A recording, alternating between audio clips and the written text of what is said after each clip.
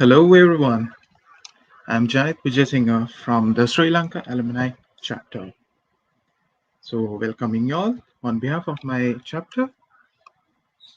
So before all, this is our third series of the inspirational talks firstly organized by the Indonesian chapter on 23rd March and second series organized by the Malaysian chapter on 6th August.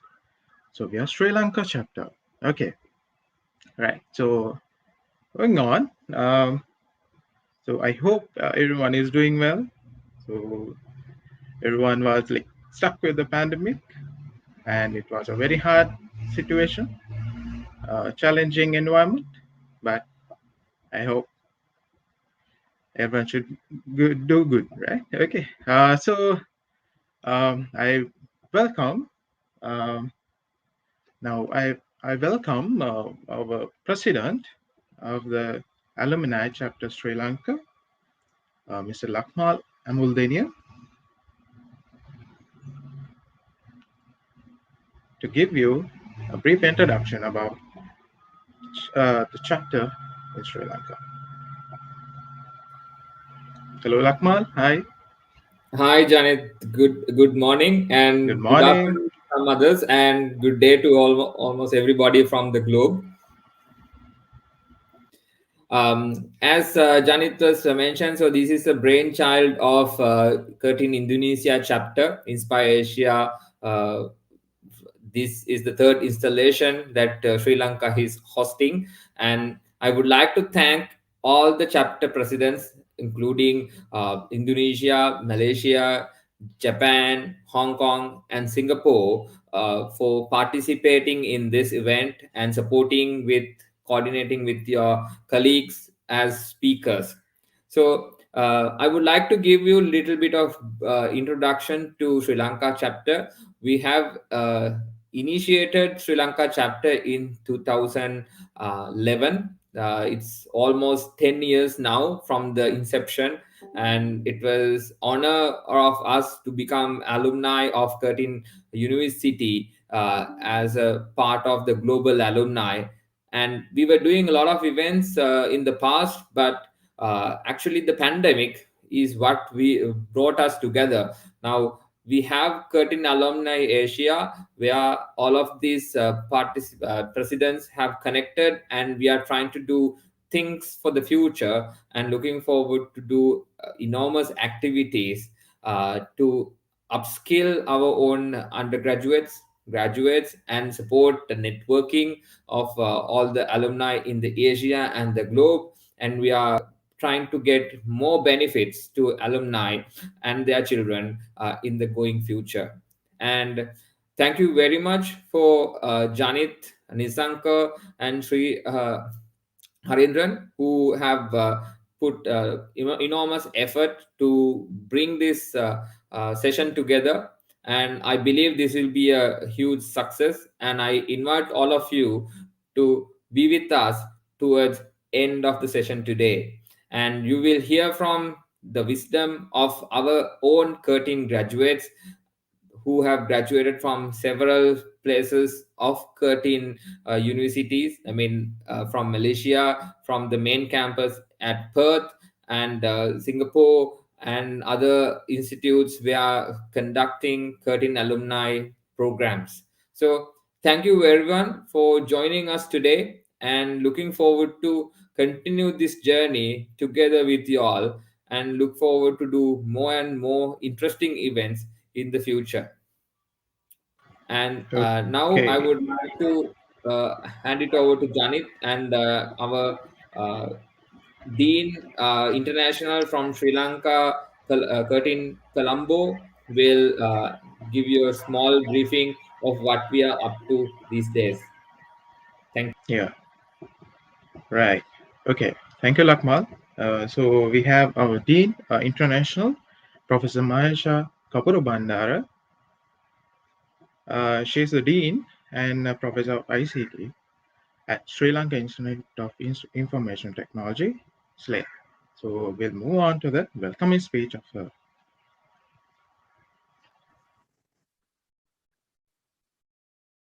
morning, everyone. With great pleasure, I welcome you all to the Curtin Alumni Asia Inspiring Talks, Reimagining Asia in the Post-Pandemic Future. I appreciate this idea of Curtin Alumni Asia Inspiring Talks. It creates a special bonding between the students who have passed out and who have established themselves already in the big outside world. And I would also like to praise the multiple roles played by you in the society. Many of you hold key positions of major influence in the society. Our alumni are working in engineering, computing, healthcare. There are world-famous artists, dancers, filmmakers, and scientists. There are also CEOs, attorneys, doctors, politicians, and there's even a renowned comedian and an Emmy Award winner. Many of you have dedicated your lives to service through various roles in your community. With a narrow window of opportunity to rethink our world after the pandemic, this forum is bringing together our alumni from around the region to share their ideas on generating positive change as the world recovers from COVID-19. So what's the biggest opportunity you see for positive change in the post-pandemic world? And what's your best piece of advice for how to make change happen? We all know pandemic has its own dark sides, but it has also created many opportunities for us. I personally feel that the opportunity for speed and innovation is one of the greatest openings. Most of our workplaces, companies suffer from procedures, slow procedures, complex administrations, and rigid hierarchies. Well, it does not make the organizational life very pleasant. But the pandemic has compelled many of them to break through these rigid systems and act swiftly. Suddenly, those inflexible procedures can be skipped or even accelerated. Rules can be sidetracked and decisions can be made more independently without formal approval. The pandemic shows that as soon as there's a strong enough stimulus, things can change. Well, this leads to remarkable innovation. I can give you some examples from Sri Lanka. During the pandemic, small shops, restaurants, and the like were severely affected by mobility restrictions and consumer fears. Not being allowed to open their doors, these businesses have shifted to delivery now. Even the shopkeepers in the village markets have adopted online delivery now. They had to figure out ways to get online and stay competitive. Many businesses pivoted their operations. They made fundamental shifts in business practices in response to the new opportunities they saw. The pandemic also overturned almost every aspect of university education at once. It was not just the move from lecture rooms to computer screens. Universities suddenly do much of the teaching, lab work, and examinations online. Graduations are held online, enrollments and inaugurations are held online. But all these are creating more access and mobility for students. Curtin Sri Lanka, where I work, also went through these challenging times. However, with the opportunity for speed and innovation, we managed to overcome many of the challenges. Within a week, we changed our academic delivery to online mode and managed to continue with the academic programs without any disruptions. It even allowed us to bring expertise from all around the world. It has given us a whole lot of new opportunities. But all these rapid changes to the education system test the basic ideas about teaching, schooling, attendance, testing, the role of technology, and the human connections that hold it all together. So there may be an opening to reimagine what universities will look like in the post-pandemic future. All this brings the opportunity to create innovations now that can be maintained after the crisis. And it also can help keep the current speed and innovation mode afterwards. This has the potential to lead to previously unseen innovations or ideas. Now, Let me tell you a little bit about the Curtin Sri Lanka partnership. 20 years ago, we were small, but an innovative higher education institution. It just comprised of a few hundred students. But today, we have produced over 1,000 alumni, and our graduates are widely spread, both nationally and internationally, in search for growth, learning, knowledge, and their performance make a positive difference everywhere. Our partnership with Curtin University has strengthened significantly during the past 2 decades. In March 2021, this year, we launched 8 fully franchised Curtin degree programs in Sri Lanka in the field of computing and engineering. Early next year, we'll be launching 3 new degree programs in business, and we plan to offer the master's degree programs in mid-2022. Curtin Sri Lanka, I'm proud to say, has now become one of the top-ranking institutes in the country. And to achieve the greatness, it has all the important prerequisites, such as the expansive campus, conducive environment for all-around growth, highly qualified and experienced faculty, dedicated students, necessary infrastructure, and resources. Well, getting back to the alumni network, you all are very valuable. And it's very valuable to you personally and also collectively as a group. Your alumni network is an immense network of professional contacts.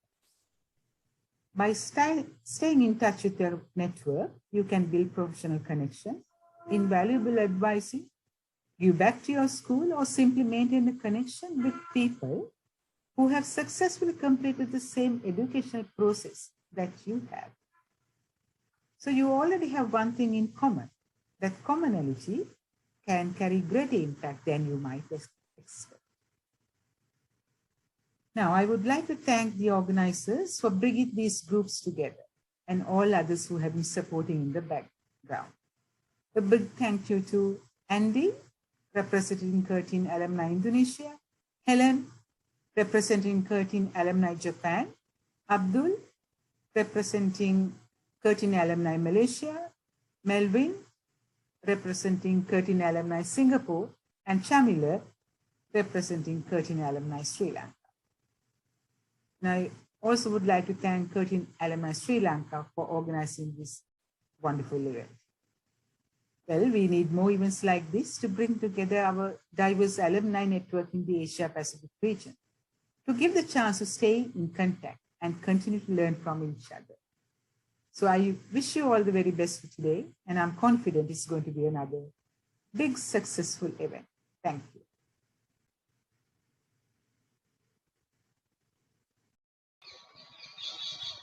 Okay, so thank you, Professor. Actually, we are unable to have a live today, so we had a recording, right? So then we actually are privileged and proud of to have a Curtin separate campus in Colombo, so which was recently opened. So why don't we go and check on it, right? SLIT International, now at Nava Marbata, Colombo. Complete a top-ranked, globally recognized engineering or computing degree. Right here in Sri Lanka. Offered by Curtin University, Australia. Visit www.slit.lk/Curtin. Curtin University, make your tomorrow better. Okay, right. So next we have this time it's a bit different from the others. Right? We have 3 moderators, right? So I'll go through them, and first of all, I'll be moderating the first part, and I'm Janik Vijay, as I introduced myself before. I'm a university associate at Curtin Sri Lanka and the assistant secretary of the Curtin Alumni Chapter Sri Lanka. So currently working as a teaching assistant to the Curtin offshore campus, students at Sri Lanka Institute of Information Technology SLIT. and is an active researcher on renewable energies and energy optimization in the manufacturing industry. With international appearances, also, I'm a mentor in inspiring cutting students at SLEC. So then we have Nisanka. Hello, Nisanka. Yeah, there. Hi Good. all. Nisanka. So he's the Hello. moderator, second moderator of our event today.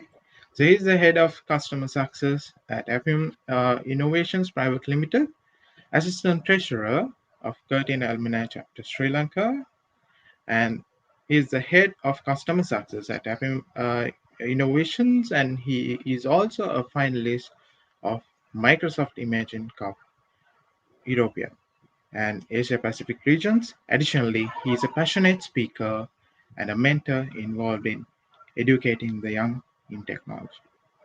So, next moderator, Harendra Sriharan. Hello. Yeah, we have Harendra here. Hi.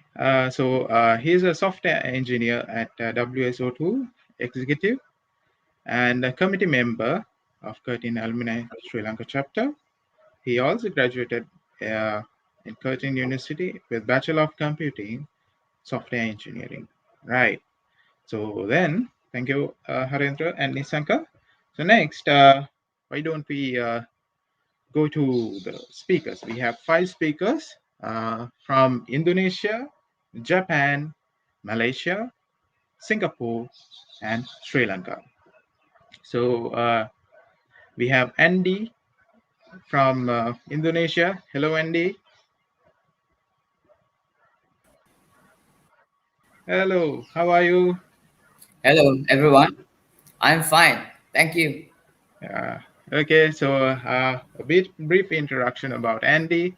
So he's connecting from Indonesian chapter, Curtin Alumni. So his current position is head of data and documentation subdivision in the planning, research and development agency of Surakarta local government. Director, he's also the director of research and strategic initiatives at CUACI, Curtin University Alumni Chapter Indonesia as well. And so he has worked in the local government for nearly 15 years. So also, more than that, he has a short film titled The Lone Wolf Next Door. During the production of this movie, he served as an executive producer and as well as his background on education. He has a bachelor's of laws from Sebelas Maret University, Indonesia, and LD holds a master's in Curtin University and an Indonesian university, basing a stream of urban and regional planning. Okay, Andy, over to you, and we'd like to see your insights on this. Right? Okay. Thank you, Janet, for introducing me. Hi, everyone. I hope you are well and staying safe and healthy. I am thoroughly honored to be speaking at this forum. 3 months ago, the head of the National Agency for Combating Terrorism in Indonesia stated that terrorism activities during the COVID-19 pandemic were increasing through the internet. The content of radicalism and terrorism rose in this period, and such as suspicious financial transactions went up until about 101%, as well as crowdfunding activities in funding of for terrorist movements. A study from the Sofan Center found that the support for terrorists by women in Asia, the Southeast Asian region is increasing, and that this is the challenge that in the post-pandemic future, that terrorist activity on the internet is massively moving up. Related with the theme on solution to overcoming challenges, I will discuss about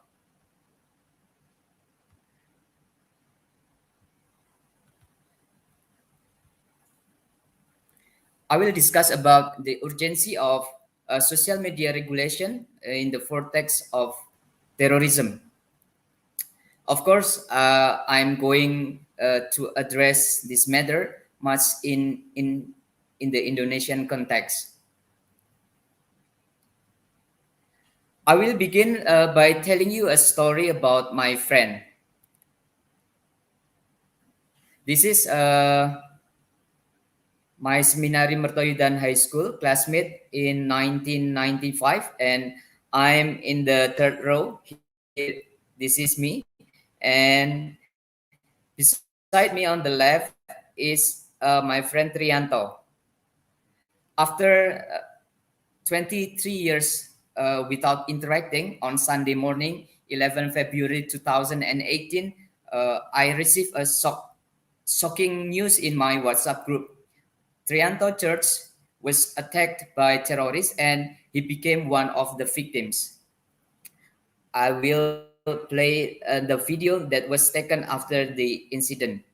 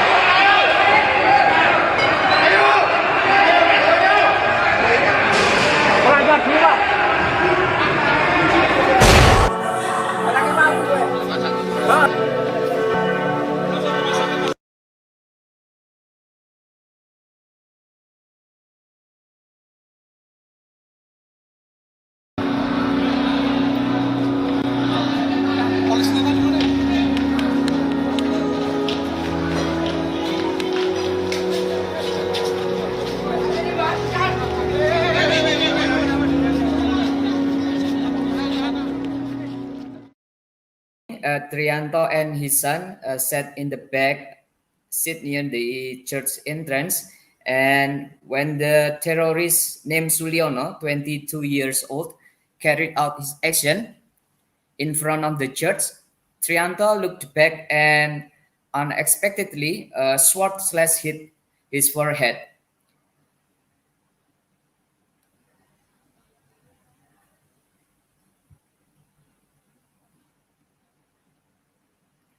I'm sorry, I should back to my presentation again.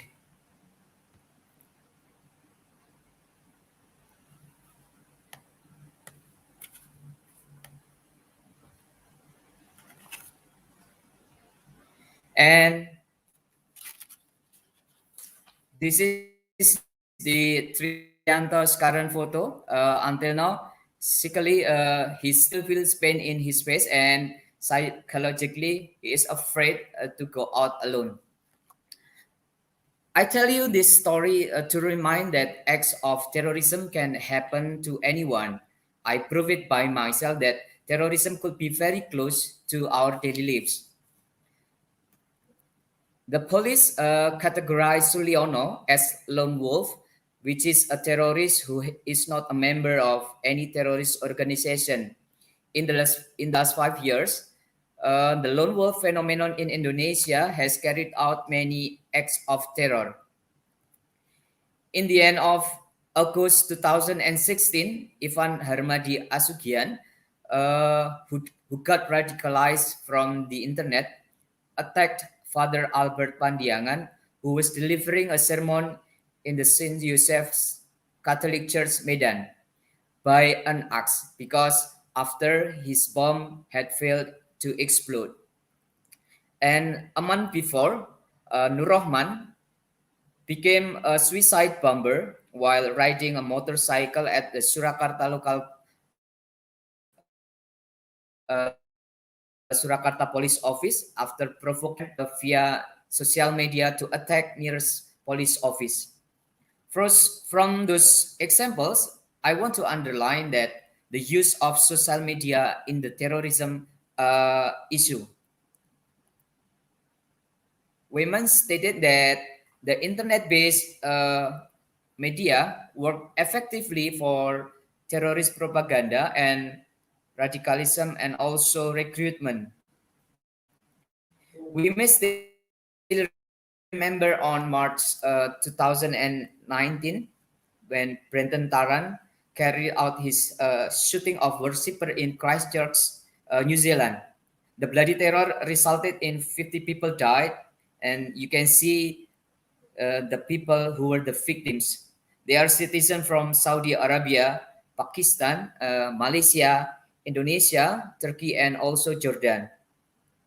The worst was when Brenton Tarrant had broadcasted his live action on Facebook for about 17 minutes, and the video was shared about 1.5 millions before finally being deleted by Facebook after 24 hours after the tragedy. Terrorism often justifies its action on behalf of certain backgrounds, such as racial or ideological grounds, as happened in the case of Brenton Tarrant in New Zealand, or in Aum Shinrikyo in Japan, the Tokyo gas sarin attack in 1995, or the religious basis that prevailed in the Easter bombings in Sri Lanka in 2019. And understanding the terrorism today is very diverse, and there is no standard consensus yet.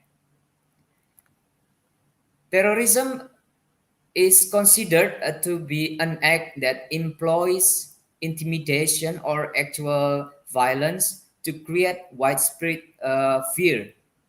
This can lead to the destruction of strategic facilities as well as the environment and public resources, causing ideological, political, and security interference. However, in principle, there are three components of any action that can be categorized as an act of terrorism. The first one is there is an element of violence. The second, random casualties occur. And the third is fear of terror arises within the community for the sake of social and political change. The head of National Agency for Combating Terrorism in Indonesia expressly states that the embryo of terrorism is radicalism. Radicalism itself is an attitude or behavior that seeks a revolutionary and total change to match what is understood as truth through violence. People who have been radicalized usually have three characteristics. The first one is intolerance.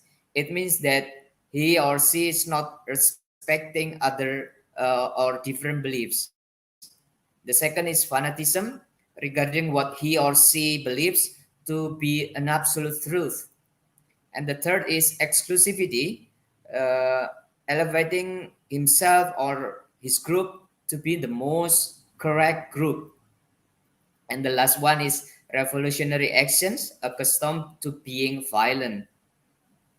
And explicitly explain the relationship between radicalism and terrorism into four stages. The first one, the first stage is pre-radicalization. It involves close relationships to personal background factors that lead to opportunities for an individual to be open to radical views before radicalization itself can take place. The second phase is conversion and identification. This phase of change in individual both in term, behavior, and identity.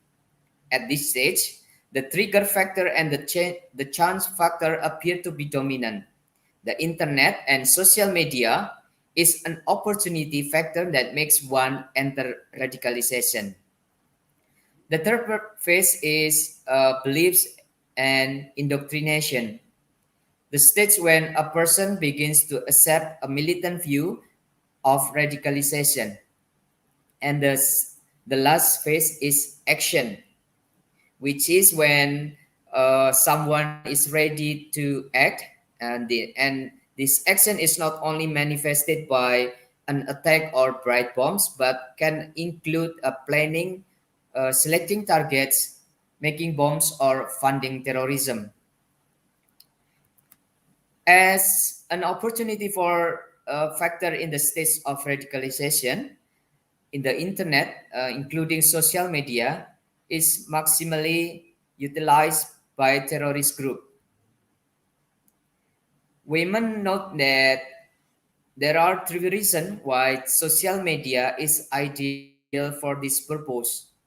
It is very popular among the target group, and social media is cost little, and it is very easy to use, and also it provides direct access to the target group, being a lot more personal than a general website. Social media has made the communication and distribution of terrorist propaganda so much easier. It is employed by around 98% of internet active terrorist group. One example on how social media is much effective in terms of international terrorism, we can see the data from the US State Department figures that at least 12,000 foreigners from 50 different countries joined the Islamic States of Iraq and Syria, ISIS, a few years ago. And seeing how effective social media is means for terrorism, what can we do?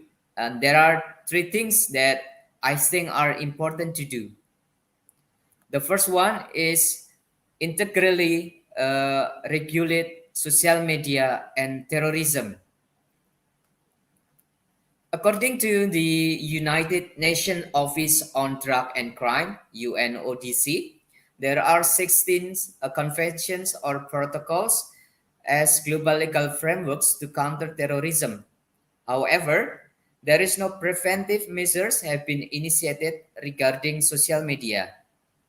These legal frameworks are focusing on dealing with crimes after they have been committed rather than trying to prevent them in the first place. UNODC realizes that there is no national or international mechanism for addressing the use of the internet by terrorists because crime, terrorism, and social media are all regulated separately when in fact they are interconnected. What is happening in the international level is also reflected at the national level in Indonesia. In May 2018, an amendment to Act number 15 of 2003 of Anti-Terrorism Act was enacted in Indonesia, but to this date, this has not provided regulation of any preventive measures concerning terrorist use of social media. My just explanation confirms that both at national or international levels, no regulation explicitly regulates the use of social media for terrorism. This is, I think, the significant point that this is a gap that requires attention from policymakers, considering that terror acts using social media are still ongoing and occurs across national borders. For example, in 2020, two Indonesian women workers in Singapore were sentenced to 2 years in jail for being proven supporting Jamaah Ansarut Daulah, a terrorist group in Indonesia, by transferring around 1.3 million rupiahs. And both women did that after being radicalized online. There is an urgent need to prevent the use of social media as tool for terrorism. It is related with wide stress that the success of counterterrorism measures rely strongly on their preventive effects. And I think integrally regulate integrated regulation on social.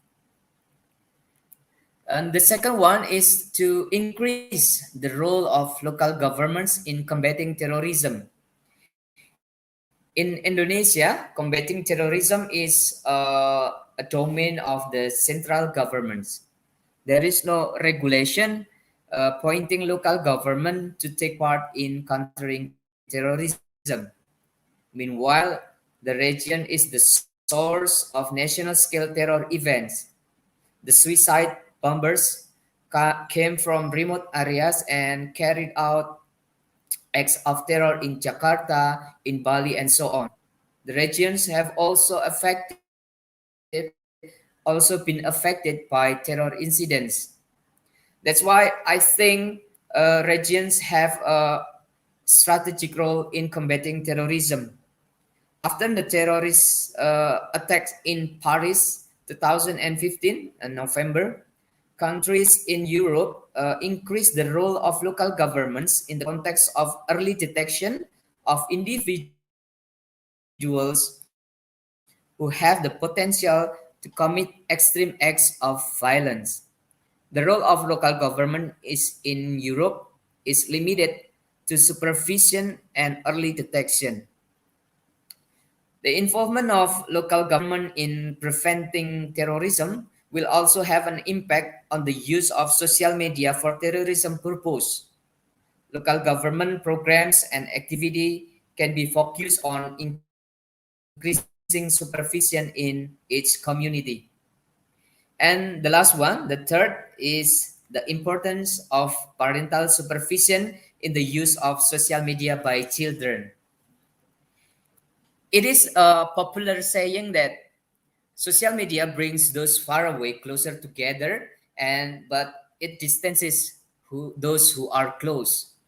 Many people are drawn in social media to communicate with people in other cities or even countries than communicating with family members in their homes. Rashid and Nicola Benyaya is the example of obstruction of communication between parent and child due to the role of social media and terrorism. They live in Birmingham, England, and Rashid, who was a funny and generous child, but then turned into a lonely child in his room. Actually, Rashid communicated through social media with ISIS and then solidified his intention to fly to Syria and to fight with ISIS against Bashar al Assad. Rashid, 19 years old when at the time, was killed in fighting in Syria. Nicola regretted why she could not prevent Rashid from being connected to ISIS, which caused Nicola to lose Rashid forever.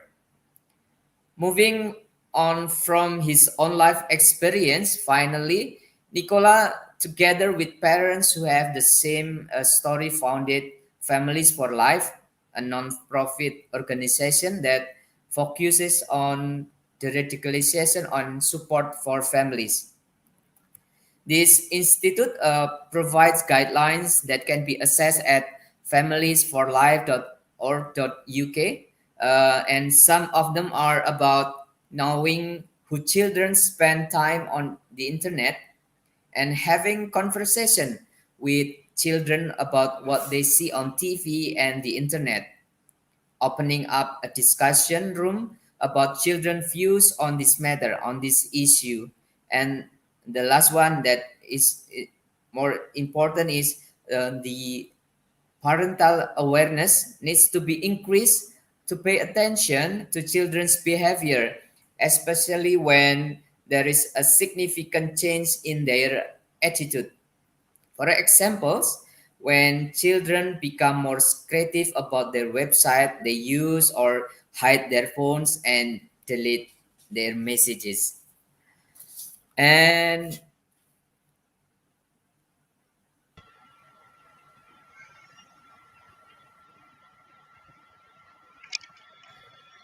I think Oh, I just have all my presentation, but what I have talked about can be read in the Journal of Indonesia Sustainable Development Planning, and it can be accessed at this QR code.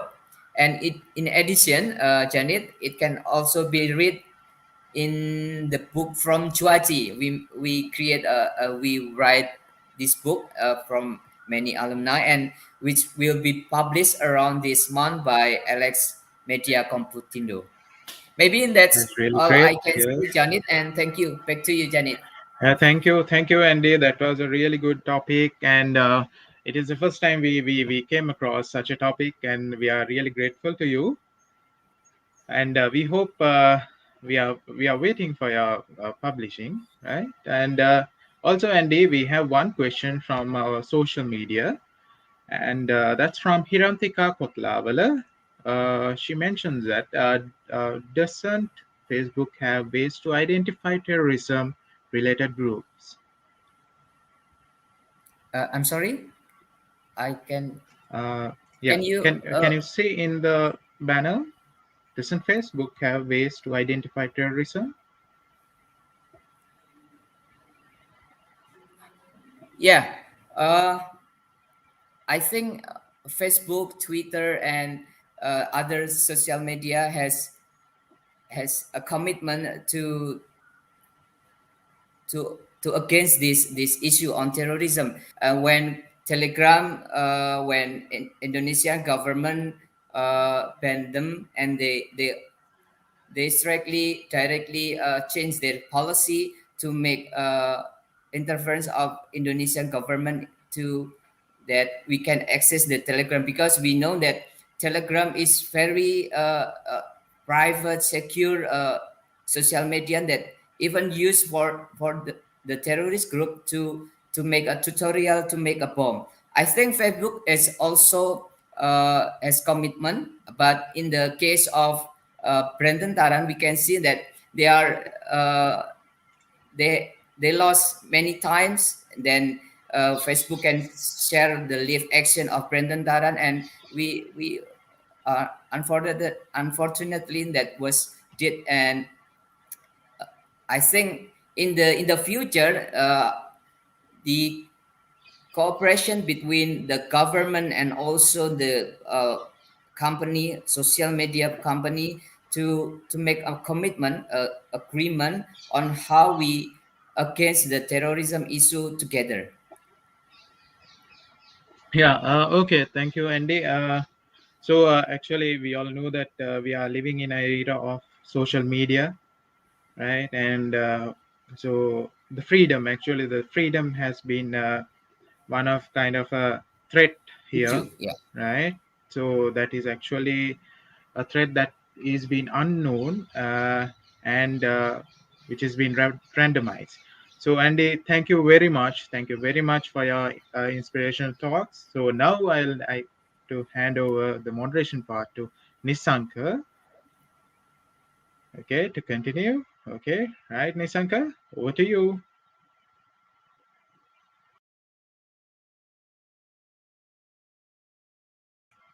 Nisanka, hello. I think you are muted, Nisanka. Unfortunately, yes, I was Okay. muted. So, yeah, good morning to all. I think it's a wonderful day. We are packed with really great speakers who are willing to share their life experiences with us all. So, these speakers, as you all know, come from diverse backgrounds from energy, banking, government affairs, etc. So, next up, we have a very interesting speaker, Helen. So Helen, good morning. Good morning, Just a Alex. just a small introduction about Helen. So, as you might know, a lot of us, we are so passionate about environment, climate change, data science, and space, right? But very few of us really take it up and go into that field to achieve something there. But Helen has already done that. Helen is a junior researcher in the NTT Space Environment and Energy Laboratories located in Tokyo, Japan. She also has a Bachelor of Science and a Bachelor of Arts from Curtin University in year 2016. And she received honors from Australian National University and obtained her Master's in Engineering from Osaka University in 2019. So she joined NTT as a new graduate in 2020 and now works as a member of the Resilient Environment Adaptation Project. Her research interests include sustainability in the global food system, climate modeling, and big data analysis. So Helen is doing a lot to make the world a better place. So let's hear it from Helen. Over to you. Hello, thank you very much for your introduction, Nishanka, and I'll just share my screen.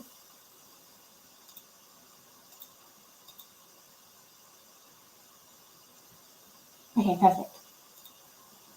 So thank you everyone for attending the alumni talks today.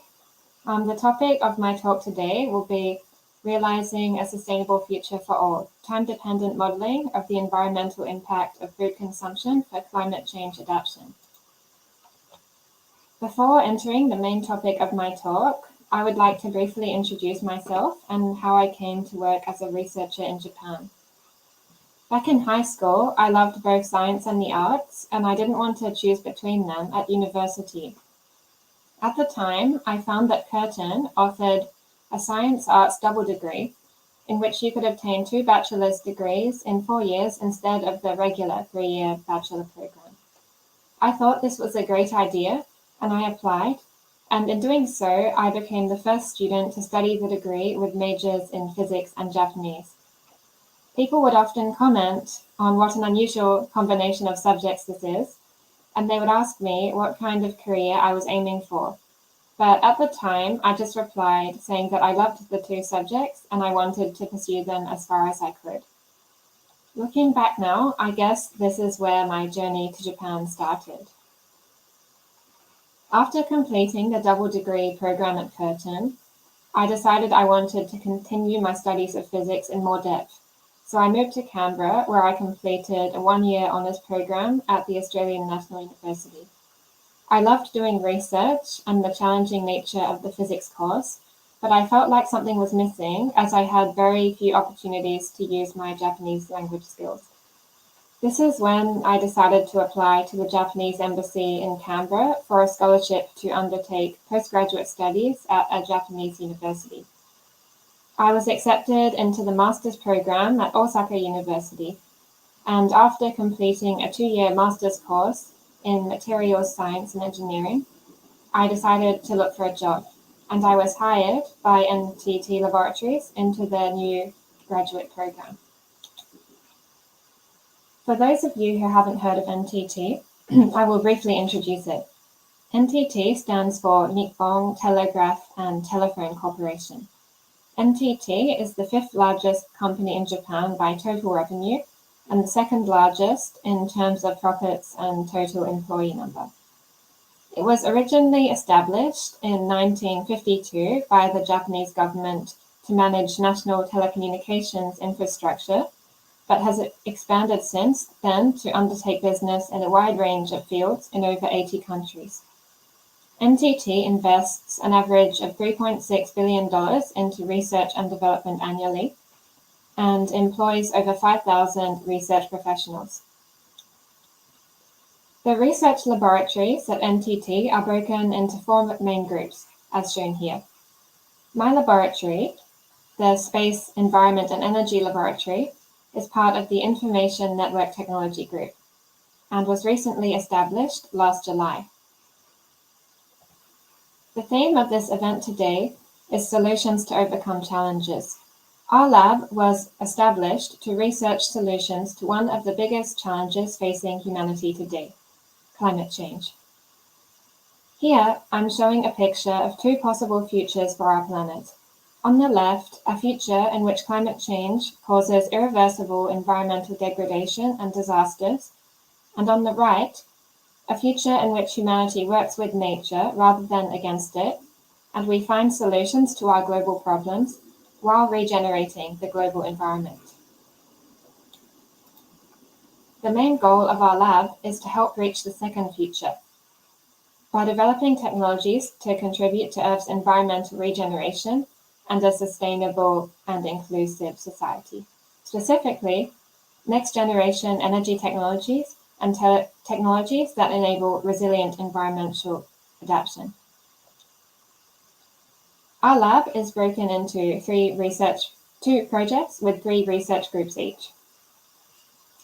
The Zero Environmental Impact Research Project focuses on next-generation energy technologies, including nuclear fusion and space solar power generation, and energy network technology, which aims to enable the local production and consumption of renewable energy. With current technology, even renewable energy has some level of carbon emissions along their life cycle. Therefore, we are also looking at carbon conversion technologies through chemical and biological methods. The Sustainable Systems Group is working on this project. Shown on the right, the Resilient Environmental Adaptation Research Project focuses on technologies to help our society adapt to the changes that we are already facing due to climate change. Currently, we have already reached a global warming level of 1 degree above pre-industrial levels. The latest IPCC report has stated that climate change is already affecting many weather and climate extremes across the globe, such as heat waves, heavy precipitation, droughts, and tropical cyclones. And I'm sure we have all seen this in our individual experiences as well. And so developing these kind of technologies now is more important than ever. The ESG, or Environment, Social and Corporate Governance Group, focuses on modeling and forecasting the future value of companies in terms of their contribution to society and the global environment beyond their financial value.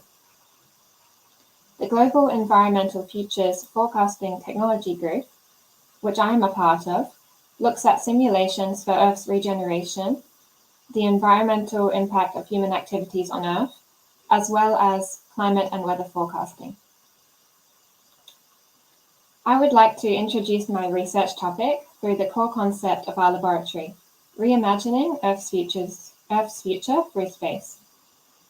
Many technological concepts required for living in space can be applied to sustainability on Earth. If we can realize closed resource loops, flexible and highly localized production and consumption, and synchronized supply and demand on Earth, it would significantly contribute to global sustainability.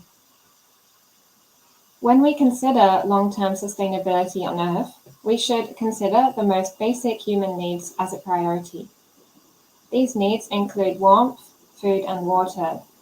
Among these, I have found food highly interesting, as it is the most complex of these basic needs and is highly affected by individual preference and culture. Let's have a look at the food system on Earth. The food system on Earth is highly resource intensive. 43% of the world's ice and desert-free land is used for global food production. On top of this, 34% of human greenhouse gas emissions come from the food system, and an estimated 2/3 of freshwater withdrawals are used for irrigation. Despite this resource-intensive production, the United Nations Food and Agriculture Association estimates that 1/3 of food produced for human consumption is wasted.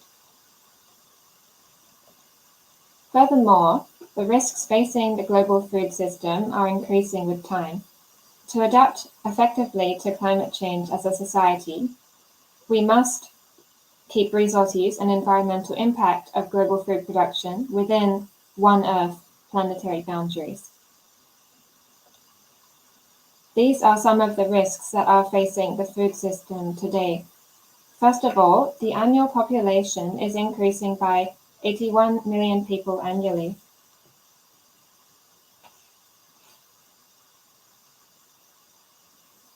A global shift towards Western diets containing more meat, particularly in developing countries, is also increasing the resources required to respond to global food demand. Finally, societal shocks and disasters, such as pandemics, wildfires, and typhoons, are set to increase as planetary resources are placed under more and more strain. These 3 factors all pose a threat to global food security. Among these heightening risks facing the food system, there is a problem. It is very difficult for us to quantify and track and predict food consumption habits in real time. This is due to a lack of high-resolution data. If we can visualize the state of the food system and its environmental impact in real time, we will be able to formulate more effective climate change adaptation strategies.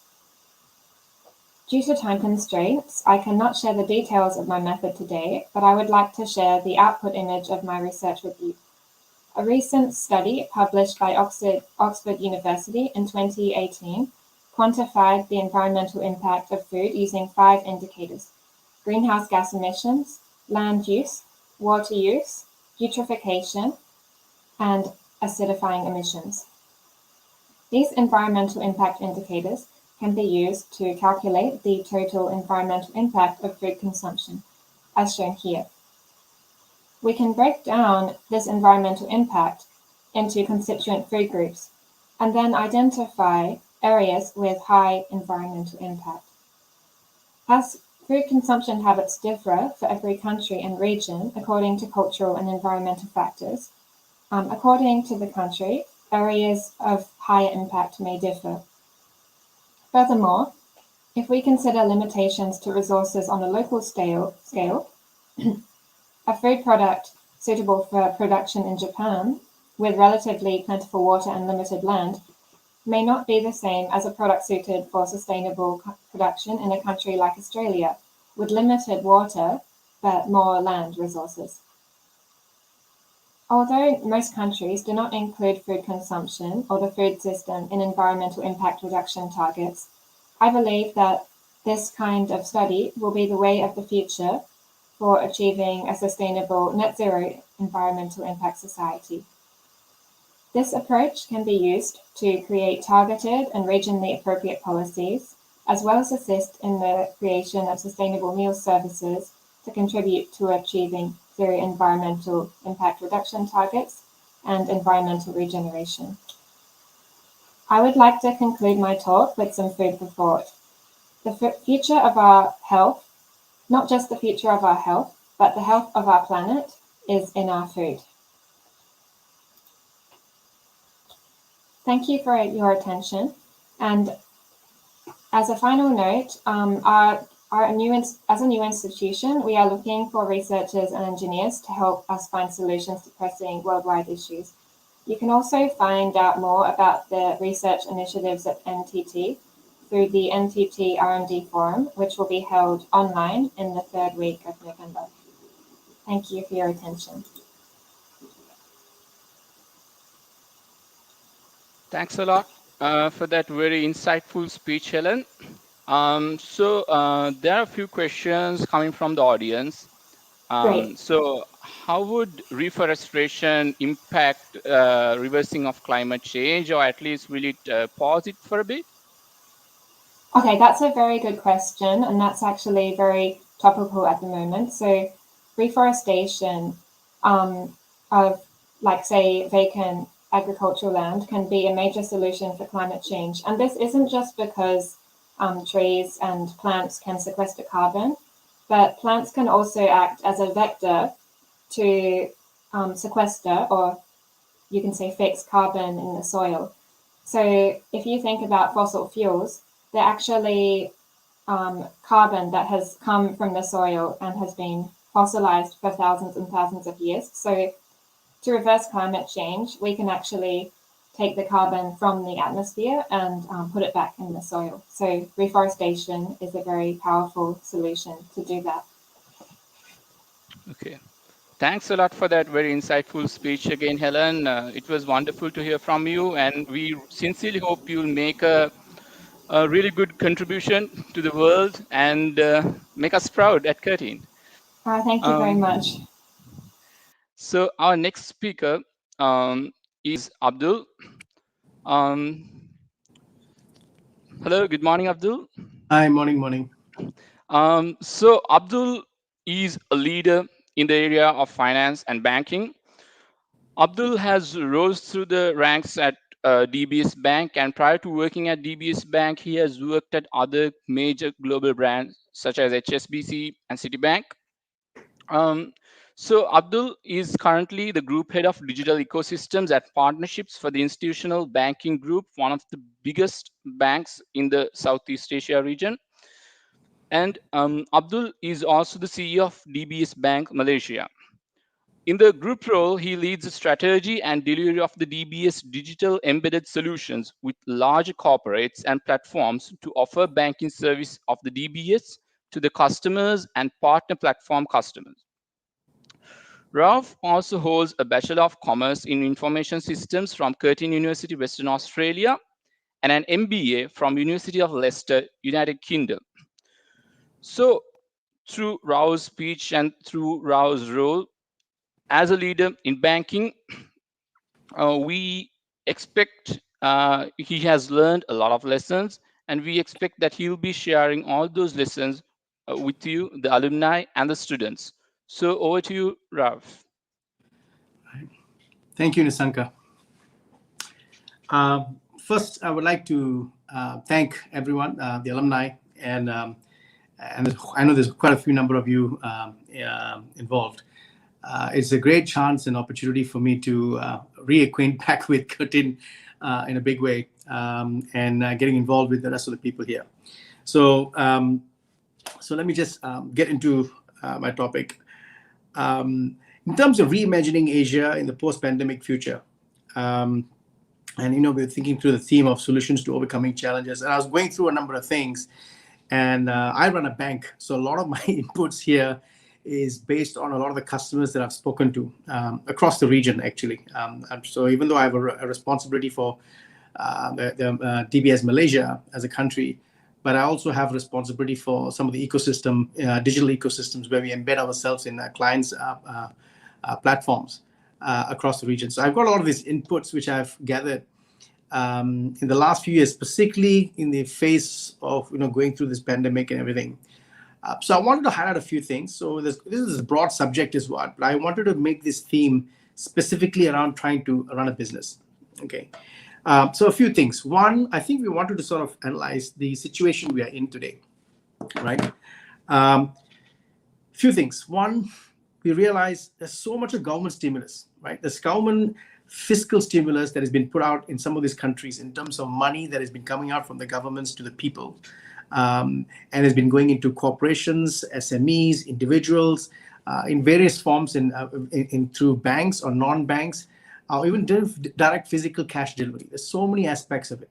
The reality of that, these are money in the billions, which means there's a lot of inflow and liquidity pumped into the country for the country to sort of generate the type of activity it needs to, and to survive through the pandemic, because a lot of them not able to obviously operate in the full capacity. But what that means is also a pent-up consumer spending. I mean, we have seen this now fueled by unprecedented levels of consumer savings. We have never seen individuals save this much money throughout the years, right? In the last 2 years, we've seen people save a lot more. There's less holidays, there's less shopping. Maybe people had ordered more food during this period, but otherwise, generally, we've seen a good amount of savings. And that's why you would have seen a lot of the banks across the region actually have probably shown some really good numbers because the money stays with the banks. And I think what is also interesting here is just to analyze a little bit on the situation. The impact of the pandemic hasn't been very symmetrical, right? So you've seen travel, retail, hospitality, live entertainment took a major hit, right? It's very clear. Day one, from the times it started, of the cases, the lockdowns, and the various SOPs that were put in place to manage the lockdowns, severely hit. But at the same time, healthcare, life sciences, and tech has had turbocharged a lot of the aspects of the business. So you have seen different pieces come out in different angles. I mean, in the recent 2 years, I think people have learned a lot more about healthcare than they ever knew, and in terms of knowledge and understanding around the subject. So quite a few things. So that's the current situation. So we have people with enough money in the system. That doesn't mean everybody in the country has got enough money to spend. Of course, it doesn't solve a social problem that way. But however, there's enough liquidity in the system. There's, like I told you, there's more spent, which is waiting to be spent. And I think we have situations in various industries which have done really, really well. So what does this mean? So let me put it back into a context of a business. Unfortunately, folks, I don't have slides for you, so you got to listen to me. So in terms of how the business responds to the situation. So what does most companies do? And I'm not necessarily concerned whether it's a big or small. It is the same thing. I've dealt with governments and I've dealt with small mom and pop shops selling even cupcakes. The issue is the same, right? Controlling cost is the first thing that comes to mind for everyone. What's the other thing that you would do? The other thing you would do is look at your portfolio of business. And if you're a type of business which is serving different categories of people or different groups of people, you want to immediately understand and look into what are the areas that you want to sort of review and maybe not do for that period. Why? Why again would you select to just narrow it down? Because you want to preserve the cash. Again, the same thing. All people were really concerned about, at least in the first 6 months of the pandemic situation, was to really figure out about how I'm going to continue to run the business. And don't forget, we also went through a phase that this will not be too long an issue. The whole of early parts of 2021, it was a 3 month, 6 month, 9 month, it was a moving goalpost. But we have seen people continue to review as they got longer and longer into the journey. More and more of the business portfolio was reviewed to see how much more narrow and steady they can get just to sustain the business. Now what it is, now we have almost 2 years in, we are now starting to see companies, large and small, looking back into the business models and trying to see how they're going to turn around going forward. So if those people who have sustained their businesses till now, chances are they will sustain quite well going forward. But they have also been the ones thinking through how they're going to turn around this whole coming out of this pandemic and how they potentially going to look into this thing. So overcoming challenges. I think it's an opportunity for a lot of businesses to reframe and realize their potential. Sometimes you get very comfortable with what you do. And obviously, this is all common sense. I'm trying to keep it as simple as possible to understand this. We get comfortable with what we do, and we think we're doing a great business, and we want to sort of replicate that and expand. That's a general mentality for everyone. But I think now is an opportunity to rethink in terms of, is that the right model even? We have seen companies who have gone big and expanded, may not necessarily been successful. And in this pandemic situation, some of them have really been struggling, right? If you take construction businesses and real estate and construction businesses have really struggled, right? I mean, some markets they've been successful. They've done some beautiful properties. They want to take you to different markets, but different markets have different situations in this environment.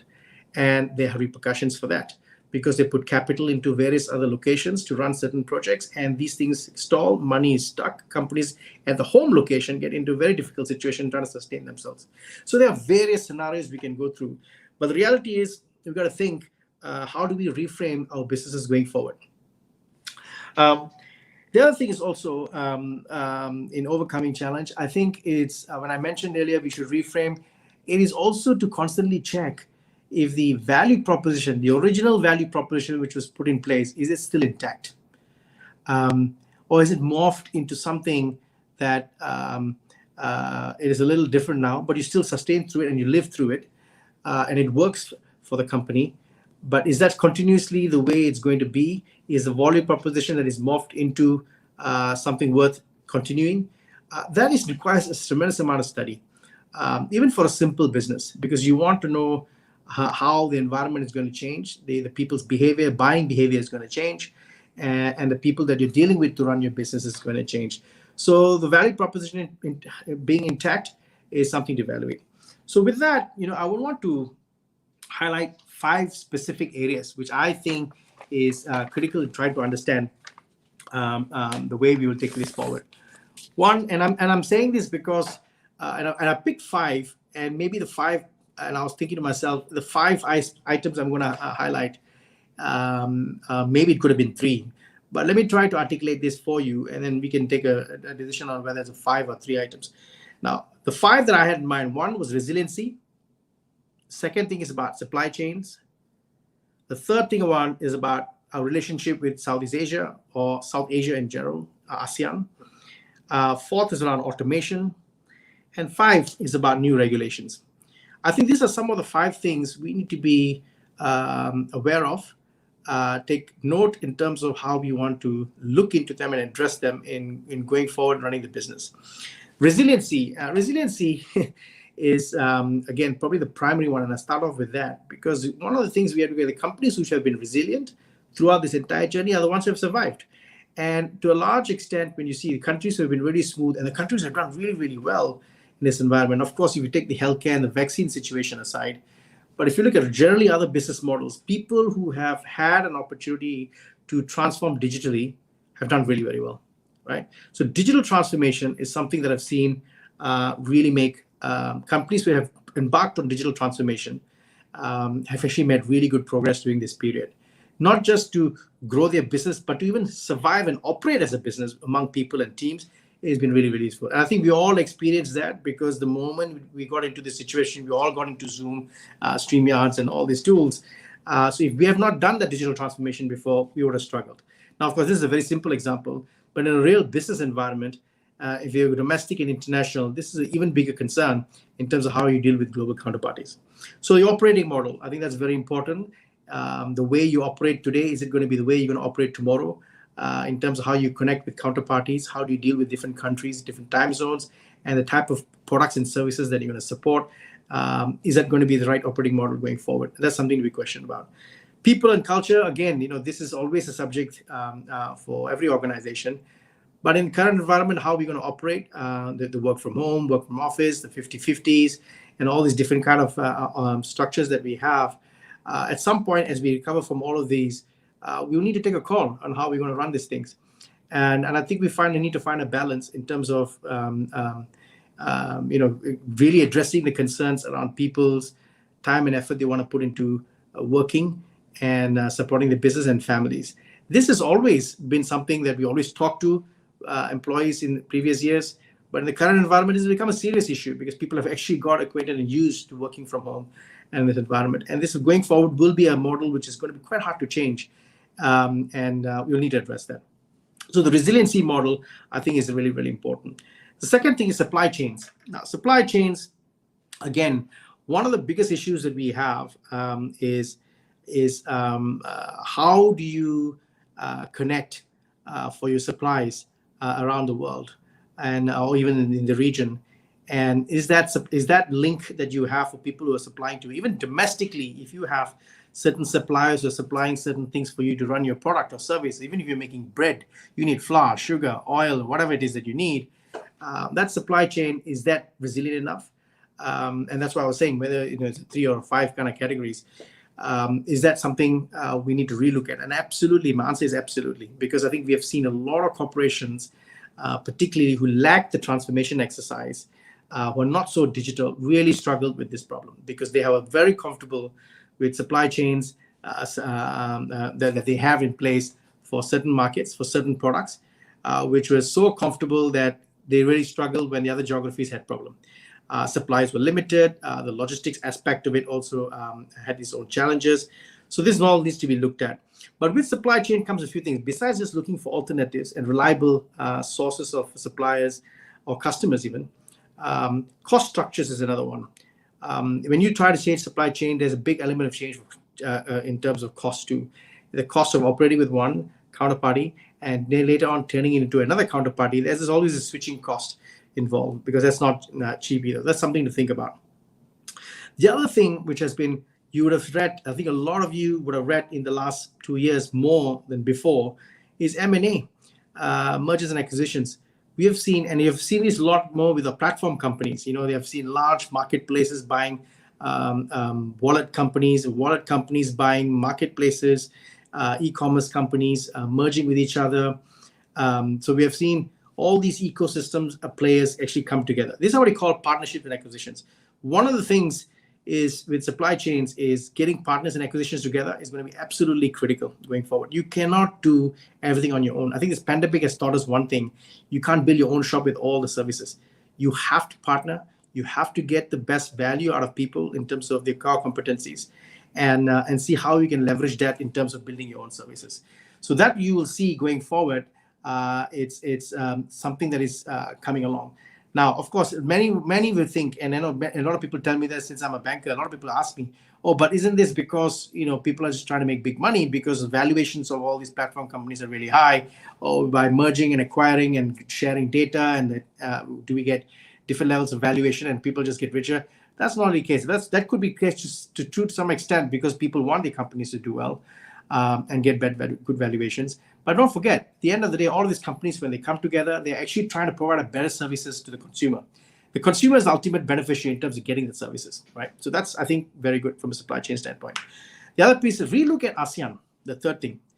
ASEAN and South Asia, if you have counterparties in different parts of the western side of Europe or US or the Europe, their level of interactions in terms of understanding your domestic problems, your pandemic situation, and going forward, and your restrictions that you're going to have, is a little harder, and that's something we have seen. But where within the ASEAN, however, people understand the situation with you would have within the region a lot better. We've seen that because we've seen clients actually shift some of the supply chains to locations closer, and counterparties who they can rely with closer, or at least starting to build them up right now to make good progress. I'm not saying ASEAN is the only way to go, but it's an area to start looking at a lot more deeply, because it also allows you to create new markets. Now, the fourth part I wanted to bring up was automation. The automation is, we always talked about, how things can be automated. Every company, if they have a chance to get something automated, they can. In fact, in a lot of organizations, automation, when it comes to investments, money goes into products and services automation where the return is very, very clear. That's always been the traditional way. That's where the reality is. They always say return, the return for the best buck. Where do you get that from? For every $1, where do I get the best return? Obviously, you put that in growth areas, new products and services, and bringing it to clients. So things in the background, when it comes down to supporting in the background, where automation is required, didn't really take much priority. That was the reality of the matter, right? If the finance departments or the inventory department or operations wanted some money or technology to do certain level of work, I never got the priority then compared to the guys in the front line. But today, it's a very different environment. A lot of the investments actually went into the back offices because they had to get the shops together, because they had to get some level of digitalization going to actually survive and operate. So I think automation was really, really important. The other thing is also in terms of automation, is just not about getting your company automated, but it's also around how you deliver your services to the customer. And I'm not talking about delivering goods which you bought online. I'm just talking about actual products and services online, deliver it online, deliver it through physically. But you got to make sure that the automation exercise of getting information and how you support that is in a fully automated fashion with partners as well. Same thing. Now, the last piece I wanted to leave with you was regulations. This is, most corporations are not regulated. Financial institutions are. But today, I think we're starting to see different organizations around the world, different consortiums around the world for different industries, different sectors and different industries, coming together to define certain standards. You may not necessarily call that regulations, particularly in sustainability and green area. There's the people in the rubber world, people in the palm oil world, people in the coffee world. They are coming up to see how they can come up with sustainability standards. They're not regulations, but they're standards. But then, having said that, there are, as you go and bring some of that activity into the digital world in terms of moving towards technology, I think we're going to start seeing some of the regulations come on board. And the regulations will be kept at a certain industry and having certain provision of what you can and cannot do, which could ultimately impact your business. So this is the thing. You have a business that is running today. You've seen the economic situation right now, how it's been fueling it. Countries are starting to come out of this phase positively as the vaccination and everything goes up and it starts opening it up. You have a business, if you have a business till today already running and sort of sustained this far, you have to look into the turns. And I think I've given you the 5 areas which I think are some things that businesses should be putting a bit more extra focus to see how you face the new future going forward. And the regulations and all the stuff that kicks in will be something you need to address to make sure that you are continue to be resilient and to continue to run business and create new opportunities and new marketplaces for yourselves. So, Nisanka, I think that's all I had to say. I can leave that to questions from now if you want. Awesome. Thanks a lot for that insightful speech, Abdul. So I'm pretty sure a lot of people have a lot of questions, especially regarding the finance area, because it impacts us a lot, right? It impacts everyone, basically. So I have a personal question from you. So what do you think now, due to the supply chain constraints, there's a rising level of inflation around the world, right? So what do you think will lead us into, will this lead us into hyperinflationary era, or will this have any impact on the equity markets, etc.? What is your take on it, basically? Okay. Nisanka, that'll be quite a long response actually to answer that question. But I'll tell you though, inflationary concerns are there. I think we will definitely see some levels of inflation coming about in the shorter term. But I think the inflationary measures will be quite varied. I think some will have a longer term aspect, some will have a short term aspect. So I'm going to give you a more generic answer around this. But the reality is this: for individuals, I think you want to really think through the type and risk that you want to take, because not all kind of assets that you have, whether it's physical cash or in the form of properties or in the form of equities, the different type of portfolios will have different kind of inflationary concerns. They're not going to be consistent across the board. It's going to be quite different. And the reason for that, I'm saying, is because this, the way the governments have taken some views around how they want to support the SMEs and the individuals and some of the larger corporations and so on, so supporting all of these, has been quite different across the domains. And so you will see different parts of it. I think the equity market's a big question mark for me in terms of short and longer term. It's going to come down really to a lot of these companies in terms of how, like I mentioned earlier, how they reframe and restructure their business going forward. So that's a bit of a question mark. But I think in terms of domestic real estate, I mean, if you're talking into assets which you have in real estate or something like that, that I think is a closer watch. In my view, the fact that there's a lot of spend ready to be spent, I think we have a lot of real estate companies who have got plenty of properties which they have not launched. The reason why they're not launching it is because they just want to finish off what's already in the market. If you notice today, in almost every country in the region, you will see lots of rebates and discounts being given for assets which are already available to be sold. But I'm pretty sure that the next set of real estate that you're going to see next year being launched would be at a different price premium, because the price of construction, the price of materials have all increased in a big way because of supply chain constraints and actual physical production, right? So I think we will see different angles of how inflation is going to impact us in different areas. Awesome. Thanks a lot for that very explanatory answer, Abdul. And we have one more question from the audience. That is, hi, Abdul. How does lockdowns impact banks? Okay, good question. We thought, and our honest answer is this: when we got into this whole pandemic situation, banks were really concerned. And in fact, if you looked at the 2020 numbers, and I'm not going to say this for the sake of DBS or try to represent DBS numbers, but in general for banking, right? The 2020 first half of the year wasn't very exciting, because why? Banks depend on interest rates, and interest rates went down, right? So when interest rates go down, the margin compresses for the banks, right? So which means you don't make the kind of money you thought you were going to make, which all this took us by a bit of a surprise. So the way banks managed the liquidity and funds across the portfolio had some impact. However, when things stabilized, at least we knew how, when the rates got to a little bottom low fairly quickly, right? It didn't take forever. It didn't take too long for rates to come down. Rates came down within the 3 to 6 months of 2020. So things got stabilized. But what we also realized is money stays with the banks. To mention earlier, people were spending less. People were not investing. Nobody's buying companies. So all the money stays in the bank. Because the money stays in the banks were solid.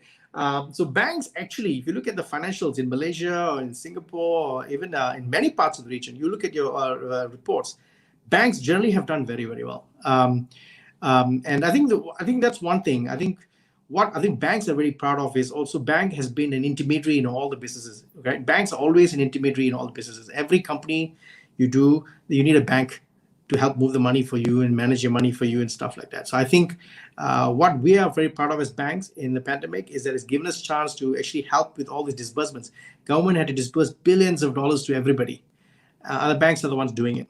And I think there was been actually a very exciting time for us to even get ourselves moving faster with transformation and all that. Thank you for that, Abdul. So I wish sincerely all the best for you and all the work that you've been doing. And I wish that you'll make the Curtin community proud in the future. Thank you. Okay. So next up, I'd like to hand over the moderation to Hari. Hari, the stage is yours. Yeah, you can hear me, right? Yes. Yeah, okay, that's great. Okay, hello again, everyone. So I think we are having a great time, and we are getting so much of knowledge in diverse domains, right? So yeah, with that, let's go through the other speaker as well. So we have got Melvin Go from Singapore. So before starting the session, let me give a brief introduction about Melvin Go. So currently he is a senior lecturer in operations and marketing management, and also an associate dean of the Amity Global Institute, Singapore. Melvin, who obtained his MBA and Bachelor of Business from Curtin University, he is an active wine marketing and operations management practitioner with 30 years of brand, retail, wine marketing, and merchandising experiences with large organizations like Dairy Farm International and Duty Free Singapore. So, hi, Melvin. Hello. Hi. Hello. Yeah. So, you're ready for the session? Yes, certainly. Yeah. Let me just share my screen. Yeah. Sure.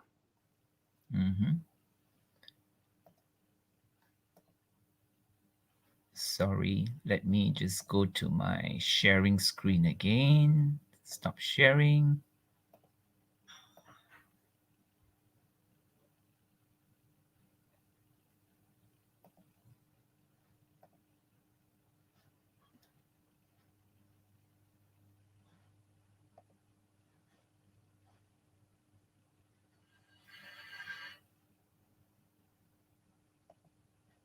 Sorry for the difficulty in sharing my screen. I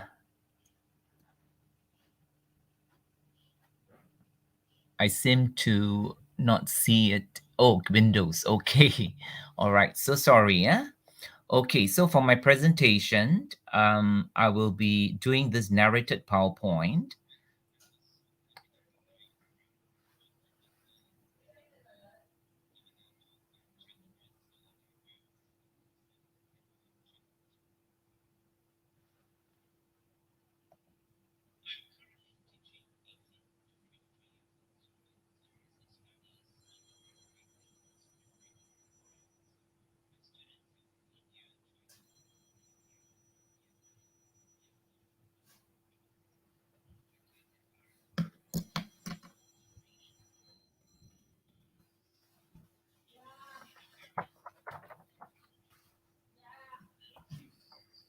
Hey, Melvin, the PowerPoint is not audible for. Sorry? It's not audible. It's not audible, is it? Okay.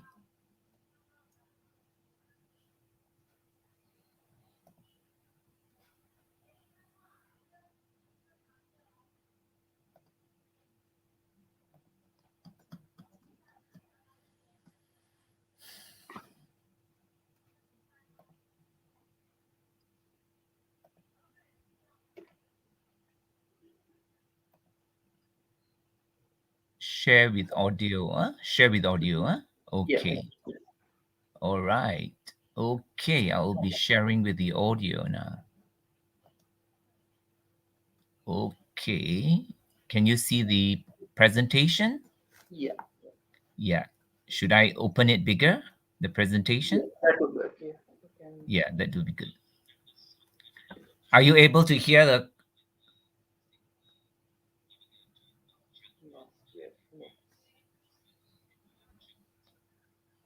I think I have a copy of this. Shall I share my screen? I think. Yeah. The copy was sent to you. Yes. Yeah. The copy was sent to you. Yes, that's right.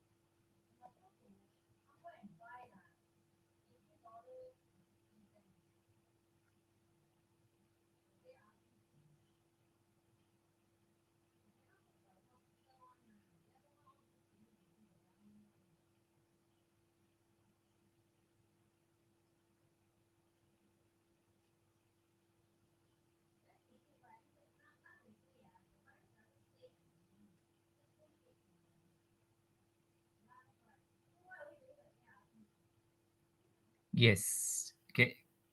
Are you able to see the presentation?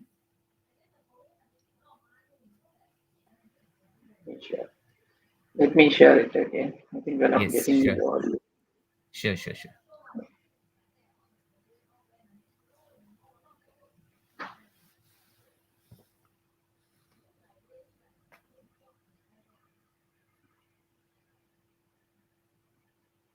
Welcome, members of Curtin Alumni and friends. I'm Melvin Goh from Singapore, giving you a talk on challenges to a diverse, inclusive, and future classroom.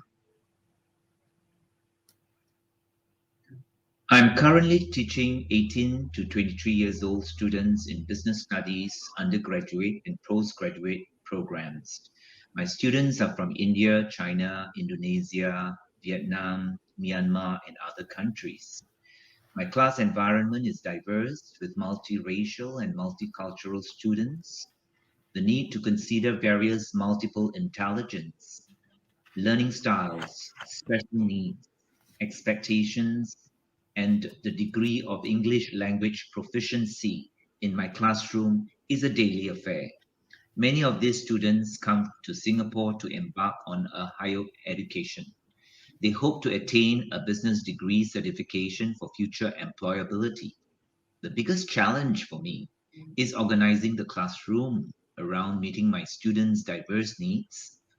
There are relevant strategies and resources to acquire language proficiency and academic success for a diverse and inclusive classroom, which I will be illustrating. The word diversity in classroom reminds me of different composition of students coming together. These students bring along with them their existing values, beliefs, and assumptions. An institution can embrace this diversity by curating activities that will encourage communication and collaboration among students of multiracial and multicultural origins. For example, ideas and knowledge are created from a heterogeneous team with variation of speech, thoughts, verbal expression, and compelling narratives through teamwork, motivation, and interpretation. Diversity is all about us and about us having the courage to hold each other with empathy, compassion, and togetherness in the world or our classroom. Inclusive classroom.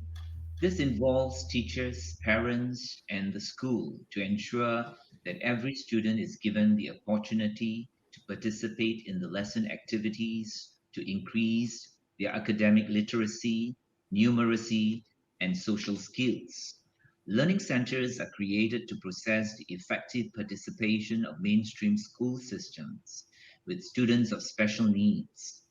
In this regard, every student has the right to education based on equality of opportunity. No child is excluded or being discriminated in terms of color, race, sex, religion, language, political or other opinion, national, ethnic, or social origin, disability, birth, poverty, or other status. Every student can learn and benefit from education. Every student feels a sense of belonging and is happy to be in school. The school should adopt and adapt to the needs of students rather than student adapting to the needs of the school. Students' views are taken seriously. The individual differences between students are a source of richness and diversity and should not be a problem. Responding to diversity of needs and development of students can be addressed by a wide and flexible dialogue within the system. Inclusion, education, and activities provide effective pedagogical strategies that focus on changing attitudes and increasing teachers' motivation, self-efficacy, and competences to educate students with special needs, which includes psychosocial and challenging behaviors, slow learners, vulnerable, poor, and needy students. In my diverse and inclusive classroom, I've taken inventory of a continuous process of understanding the variability of student in my class. I remember speaking to one of my students' parents, and we had a good exchange of ideas to motivate student interest in the curriculum studies, but also other activities to draw students from all backgrounds together. This will strengthen and sustain the participation for student teachers, parents, and community in the activities of the school. Restructuring the diversity of students in terms of cultures, policies, and practices by putting different mixes within a group will break barriers on segregation of students who tend to only associate with those they are comfortable with. Teachers and administrative staff of the school will need to be trained and collaborate on providing accessible curriculum, environment, information to support an inclusive curriculum. The understanding by design and differentiated instruction are probable solutions. My intended practice, based upon the centrality of standards where students can draw information and engages their understanding to develop powers of mind, is a good model. There are many other reasons why a diverse and inclusive environment is healthy for learning and teaching to take place. One example is the teacher can be responsible for varied instructional formats, such as providing prior reading on topics before class, having a short mini lecture, facilitate quizzes and games to enable fun and exciting way of learning in class. Many of the lesson activities are using personalized ways of communication using the universal design learning methodology. Learning how to learn with a variety of assessment, cordiality, open-ended activities, multi-learning modes, connection, and different teaching styles. Most important, the challenge is to impact student civic development through the space they offer students to express their thoughts, beliefs, and experiences. A culture of diversity and inclusion has implications for classroom pedagogies and policies for future development. To move our school structures into more open, fluid, and correspondingly inventive forms, we need new forms, not reform.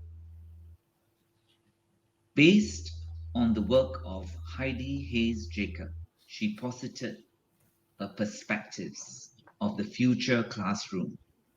I would imagine defining the classroom as an engaging, interactive social space, bringing out conversation, debate, silence, using the manifestation of digital technology, helping students, teachers, parents, and the community to communicate, collaborate, and inform on students' discovery, achievements, connection, and opportunities to enrich in deep learning and overcome fear and barriers to grow. Practically, most school curriculum is organized into courses centered on traditional disciplines. When we need to add courses like sex education, safety and hygiene, financial health, moral education, and business ethics, we find no schedule to fit them. These courses also rarely align to our sacred disciplines. We rather emphasize the growth for advanced placement and international baccalaureate programs. Academic courses override basic integration of the humanities, liberal arts, and social well-being programs. Students are enforced into a grouping patterns with structured curriculum design.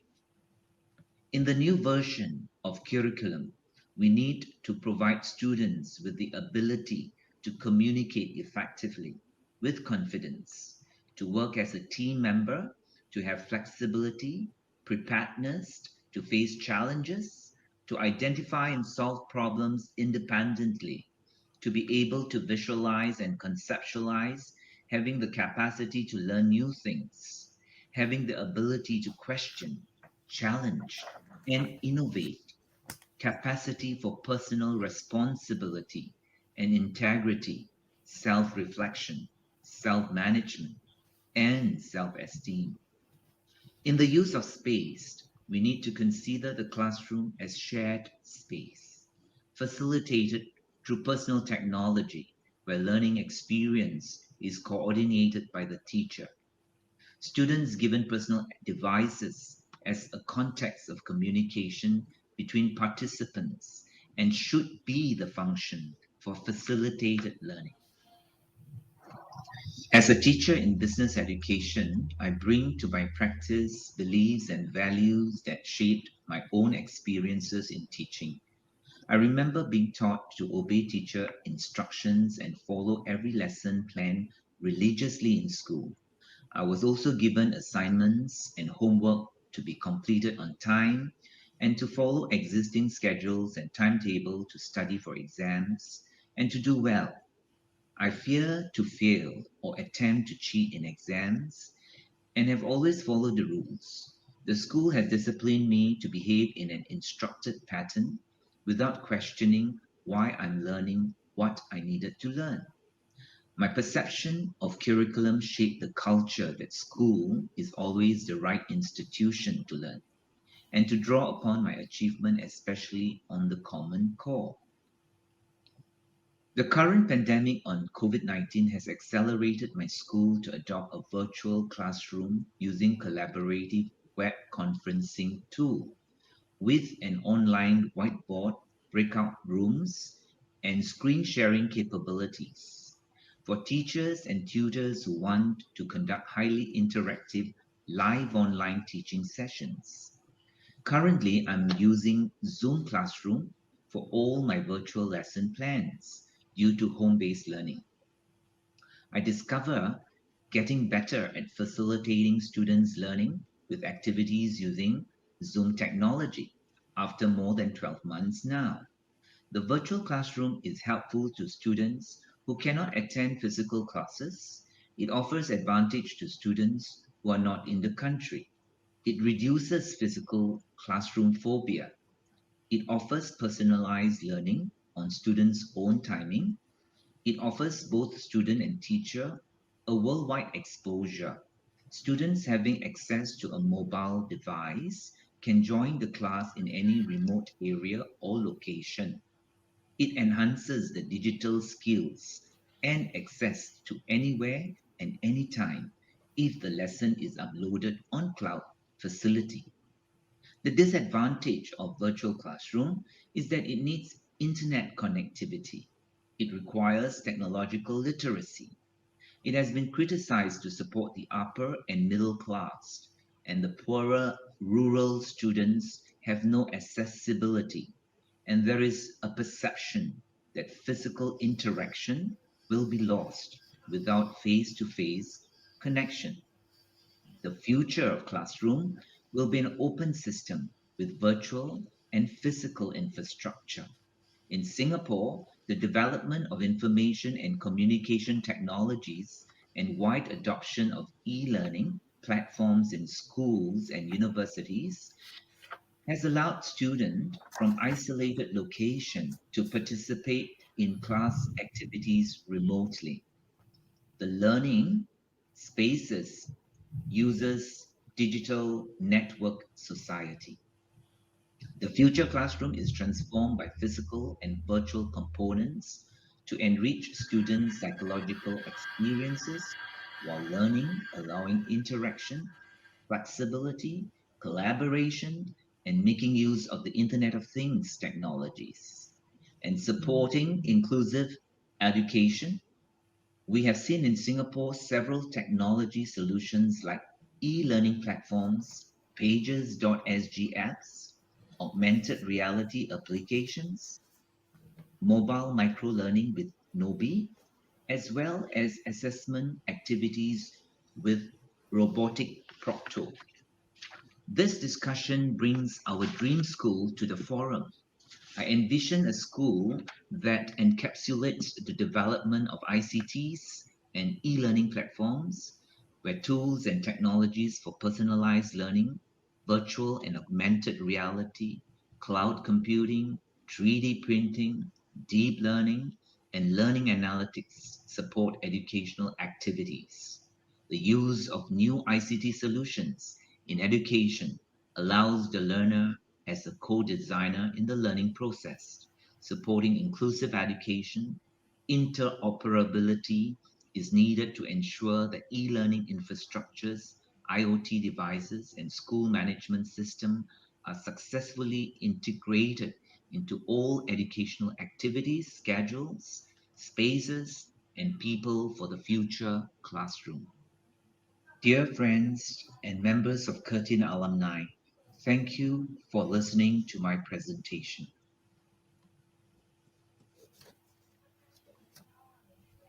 Okay. You all have any questions? Yeah. Yeah. Thanks, Melvin. Thanks a lot for that great presentation about diversity and inclusion. So let me check if we have got any questions on the screen. Yeah, it's loading.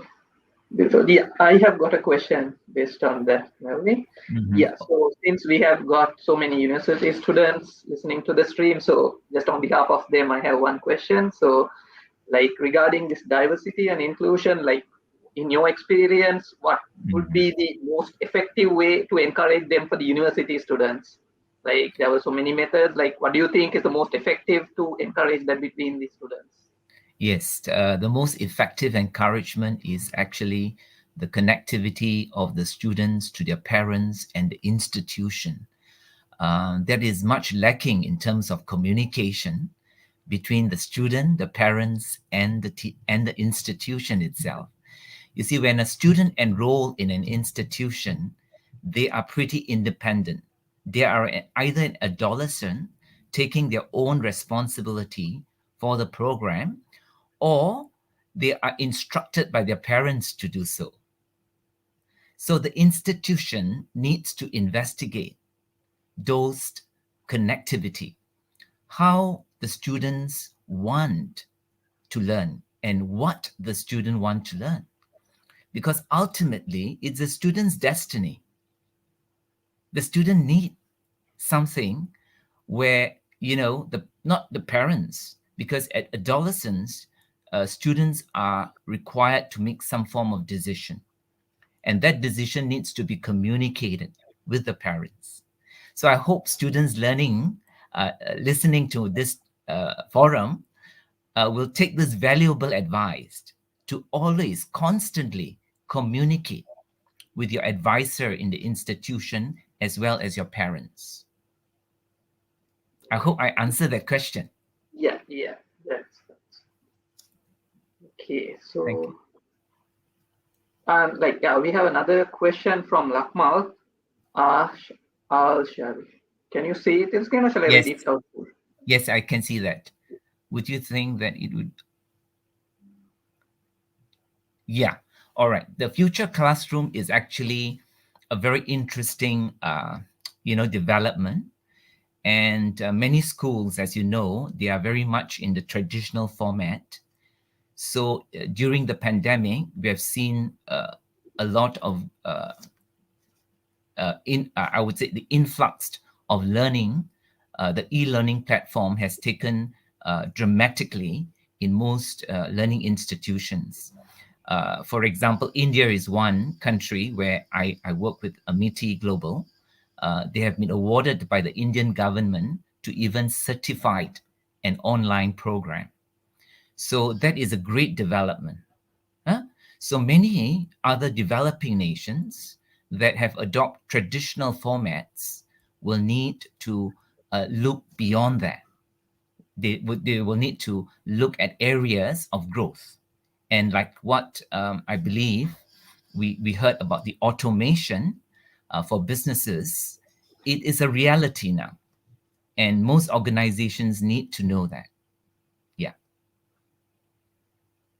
So developing countries to afford future classroom, although the cost might be there, but you see, in terms of education, sometimes you will have fundings from appropriate governmental bodies non-governmental organizations, and volunteer and civic society.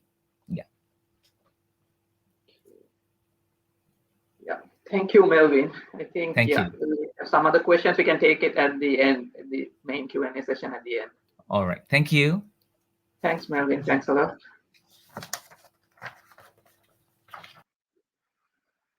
So, yeah, so we'll get moving with our next speaker. So we have got our last speaker for the day. It's Chamila. He's from Curtin, Sri Lanka. Hi, Chamila. Hi, Hari. How are you? How's I'm everyone good. doing? Good afternoon, I think it's good afternoon to you, right? Yes, it's almost 3 p.m. here. Okay, great. So yeah, let's get started. Let me give a brief introduction to you. So Chamila is working as a consultant project delivery at Innate, Melbourne, Australia, and is the founder partner of 7 Steps Globe Private Limited. He's also supervising the company's projects that are in the areas of technology, software development, and outsourcing.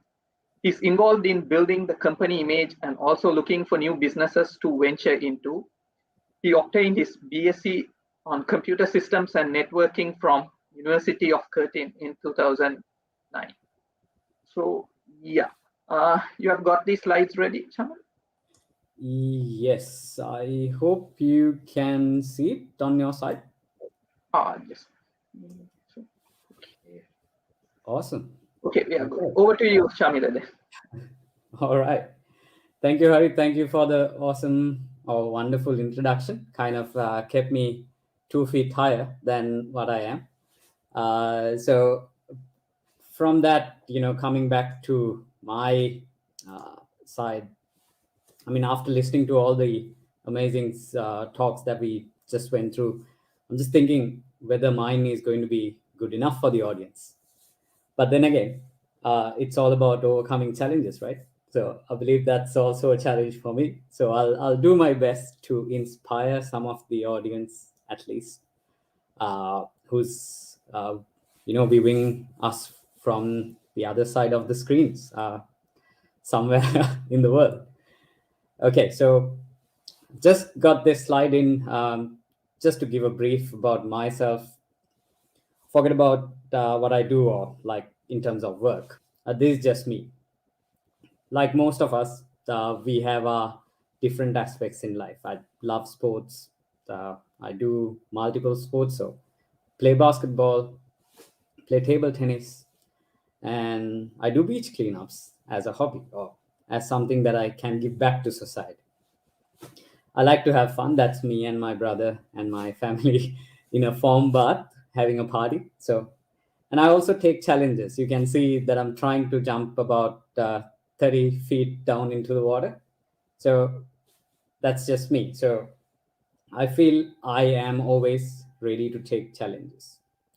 And I think for the youngsters who's coming out of uni and moving into adult life, the next challenge would be what you see on the bottom right. That's me and my wife, okay? So challenge of life. So challenges are everywhere. So you'll notice something on those pictures. I am pretty small in size. I'm just 5 feet. So putting my head up in a picture with a basketball team itself is pretty hard to do. But yeah, you can't say no. You have to be with the team, you play with the team, you go with the team. Yeah. So that's me. So moving on, my topic doesn't really have a title because I believe it's our session's title, which I'm trying to adapt and give my point of view or my insights to help someone to make a connection with me and be inspired to move forward. So my first slide is in fact my first job. This was way before I even started uni. I helped out with a person organizing whitewater rafting back in Sri Lanka. And my job was to simply, clean up the boat, make it ready for everyone else. And on the journey, just make sure to help steer the boat around. So that's what I did. So during this time, or this first job that I did, even before I finished school, I think I learned about taking risks. So I was happy with that. I took risks. May not be the ideal for everyone, but that's fine. That's all right. We are all different, and it will be different for each of us.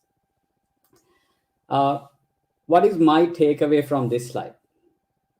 To the audience, what I'll say, try things out of the norm. You don't have to stick to the plan that everyone tells you to stick to. Of course, be obedient with the law and things. But yeah, always try things out of the norm. Moving on, I thought I'll bring up these slides with my career, coming from year to year. So my first paid professional job after finishing school and all that was with a company called Barcode Automations some time back. So that was the first time I learned about how barcodes work. Now you don't even talk about barcodes. You talk about QRs or 3D QRs, which can capture much more information than these barcodes what we had back then. But what did this company teach me, or what did I learn during that time? It was about automating things, because the world was moving into automation.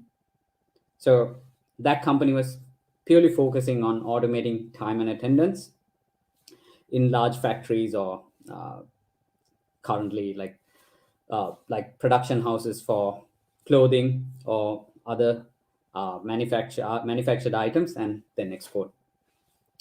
So during this time, I learned that there's a lot out there that I don't know. And then, of course, I learned how to help each other, because my role was just to coordinate between the teams and help each other. Then I moved into the travel industry. So this was fun, because I got to learn about what my own country had to offer. A lot of places that I haven't seen, but I had to read through, learn them. And then, of course, the first challenge came up during that tenure. I had to coordinate with other companies, other businesses, hotels, tour operators, etc. So I started learning my communication skills, and I was open to change, moving from an automation company to a holiday organizer. So it's just something that I like to put forward. Change is going to happen. Be ready for it. Moving on. Then I moved into the content or the media industry. Of course, I was sticking with the IT or technology side of the business, but at the same time, I managed to learn some of the other aspects of the business. That kind of led me to take up a small hobby of photography. So I can take creative photographs. My wife loves it because I take nice photographs of her. Not myself, I'm not that photogenic. So I can do things like that. That may help you in your current job, may have nothing to do with your current job, but at least it can give you some memories when you scroll through those pictures sometime later. So that's something to think about. Let's move on to the next job that I went to. I worked at a telco, this is what we call a call center. So at this company, I learned about outsourcing, communicating globally, working a night shift to a different part of the world. So all that comes into play. I got to learn how you make money in different parts of the world, and why do people outsource. So that is a good point. I think it came up a little while ago as well. It's about collaboration, using different resources from different parts of the world to provide a service to the customers. So there's no, I can do everything by myself anymore. You have to work together. I moved on to a company called E3X. where I learned about SATCOM or satellite communication industry. At this point in time, I got the opportunity to connect with companies like Singtel, Singapore. So I managed to, reach out to some peers who motivated me to achieve something more rather than, staying in a bubble. Because until that time, I haven't really been exposed much to what the world has to offer because I was only working within one country. Then, of course, I moved into the data center industry with Dialog Axiata, which is one of the telco companies in Sri Lanka. So here I had to work with different teams, no choice. I had to reach out to customers, look after their demands, map their processes or map their systems so that I could host those environments in the data center. I think this is where I would say I personally came into the IT side of life after my graduation. So these jobs I did after, sort of like while I was studying and also after my graduation. So if you talk to Lakmal, you'll hear a lot of stories from uni years, because we did the studies while we were working as well. Just like some of you who actually do the same when you move to a different country. It's a really good time and a really good thing to do because you're going to challenge your own time management. How far can you go? How far can you physically work out? You'll challenge all of those things when you work and study at the same time. Within the same company, I, of course, then moved into the telco services side. During this period, I learned something called design thinking, thanks to Axiata Group, who trained us on that concept, which I believe every one of us is using, even though we are not knowing. UI, UX, mobile experience, and customer experience, or like how you run through scenarios, Q&A on different services that you're planning to provide, the websites that you create, all that is coming under that same umbrella where you use design thinking to think from the side of a customer before you put your services out to the market. So that's an interesting subject to read and find some details about. Finally, moving on from there, it brings me to my current company that I work with. That is with Innate. We are a construction software provider. The pandemic struck the construction industry quite hard. Logistics definitely was a big hit. And of course, then the restrictions here in Australia, a lot of lockdowns, especially Victoria and New South Wales, even put restrictions on people working on construction sites. So you had to reduce the amount of physical presence, find ways to communicate effectively, efficiently, which brought in new challenges for the softwares that we were already providing. But then again, that's a good thing, right? It's a challenge. It's made us stretch the boundaries that we were used to. Completely went paperless. The industry itself almost going paperless, starting from the design drawings, the plans, the conceptualization of a project, seeking contracts, getting the contracts signed digitally. From there, moving on to the actual production itself, except for the physical manpower and the raw materials that you use on a construction site. Everything went digital. So you see, all of these phases in my time or my life had given me different challenges. So there's got to be something very common, right? We have challenges. There's no way to avoid it. So just like in my introduction, there was a mentioning of a founder partner of 7 Steps Global.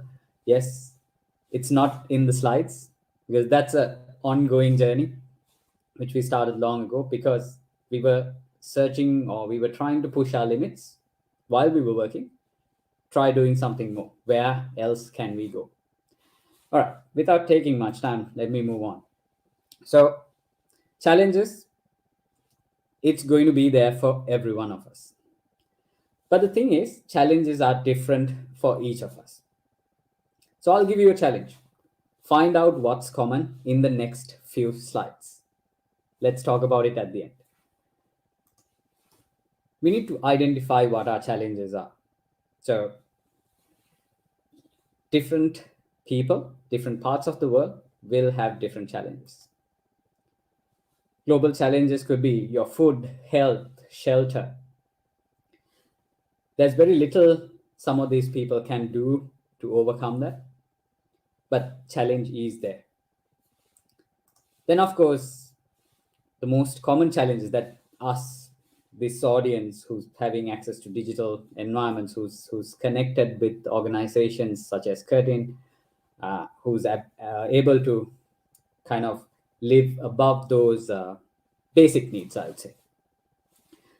We have stress, we have more emotional issues, we have all the work stress that comes from us, family stress, moodiness, and now, of course, everyday topic, the pandemic, COVID. I don't want to talk about it, so since we are all talking about it, so there's going to be a variety of challenges that we go through. Because of that, we need to identify what our challenges are so that we can make use of that information to find out what matters to us. Then we can prioritize what matters to us so that we can focus or put our focus to achieve those things what matters to us. Because the world is not perfect. We can't find everything to be perfect. We can't expect everything to be perfect. But of course, we can still keep moving. Right. So here's an easy way to overcome those daily challenges, negativities that comes through. What's your age right now? Add 10 years to that and think whether it matters in that time. If it's not, maybe it's not worth holding on to. So some challenges, if it's giving you negativity, might as well let it go. Second question, where are you heading? Find out where you want to go. That would be your goal. There's no ultimate goal. Growing old is not a goal because every one of us is growing old. So what we do today, or if we do not do something today, doesn't matter. We will still grow old. So growing old is not a goal. So make sure you find out what your goals are and where you're heading. So challenges will always try to push us down. But if we give in to those challenges, that's when things start falling down. So when you build yourself to become bigger than your challenges, or sort of so that you can look at those challenges and evaluate them, that's when you are able to move forward with those. Right. So I was telling everyone gets challenges. So I'll take a quote from Winston Churchill. He says, pessimist sees the difficulty in every opportunity, and optimist sees the opportunity in every difficulty. So this comes to think every challenge is an opportunity. It's definitely true. But we need to be able to look at it from that view. Some people from the past, or some inspiration from the past. Walt Disney here. He was going through childhood bullying, coming from a poor background, poverty. His teachers laughed at his drawings or his arts, but see where he went to. If your dream is really big, you can really achieve it. Oprah Winfrey. Once again, someone who's been heavily abused during the childhood, coming from a poor background originally, but I've got a quote there, and see what they put forward to. Whatever your situation, try to bring the goodness in yourself and your intentions so that you try to be good for someone else. That will, in fact, build you better and above everyone so that you can easily overcome challenges. Right. So, Abraham Lincoln. So, a nice quote from him. So, you don't have to really worry where you're coming from. Where you're going is what matters. So, use those challenges to improve yourself. Challenges will put you through a couple of tests. It'll test your persistence, it'll test your patience, because nothing is achieved overnight. You need to keep going at it. Right. When do challenges become opportunities? That is when you are prepared. So for those who are ready to go for interviews and take up those first jobs, second job, here's some of the points that I've picked up that are highlighted as important to be prepared. Most demanding skills are actually soft skills. Of course, your hard skills are required, your coding skills, your technology skills, all that is necessary. But creativity, persuasion, collaboration, adaptability, time management. Time management might not be a best word to use, but it's how we prioritize our activities within the time.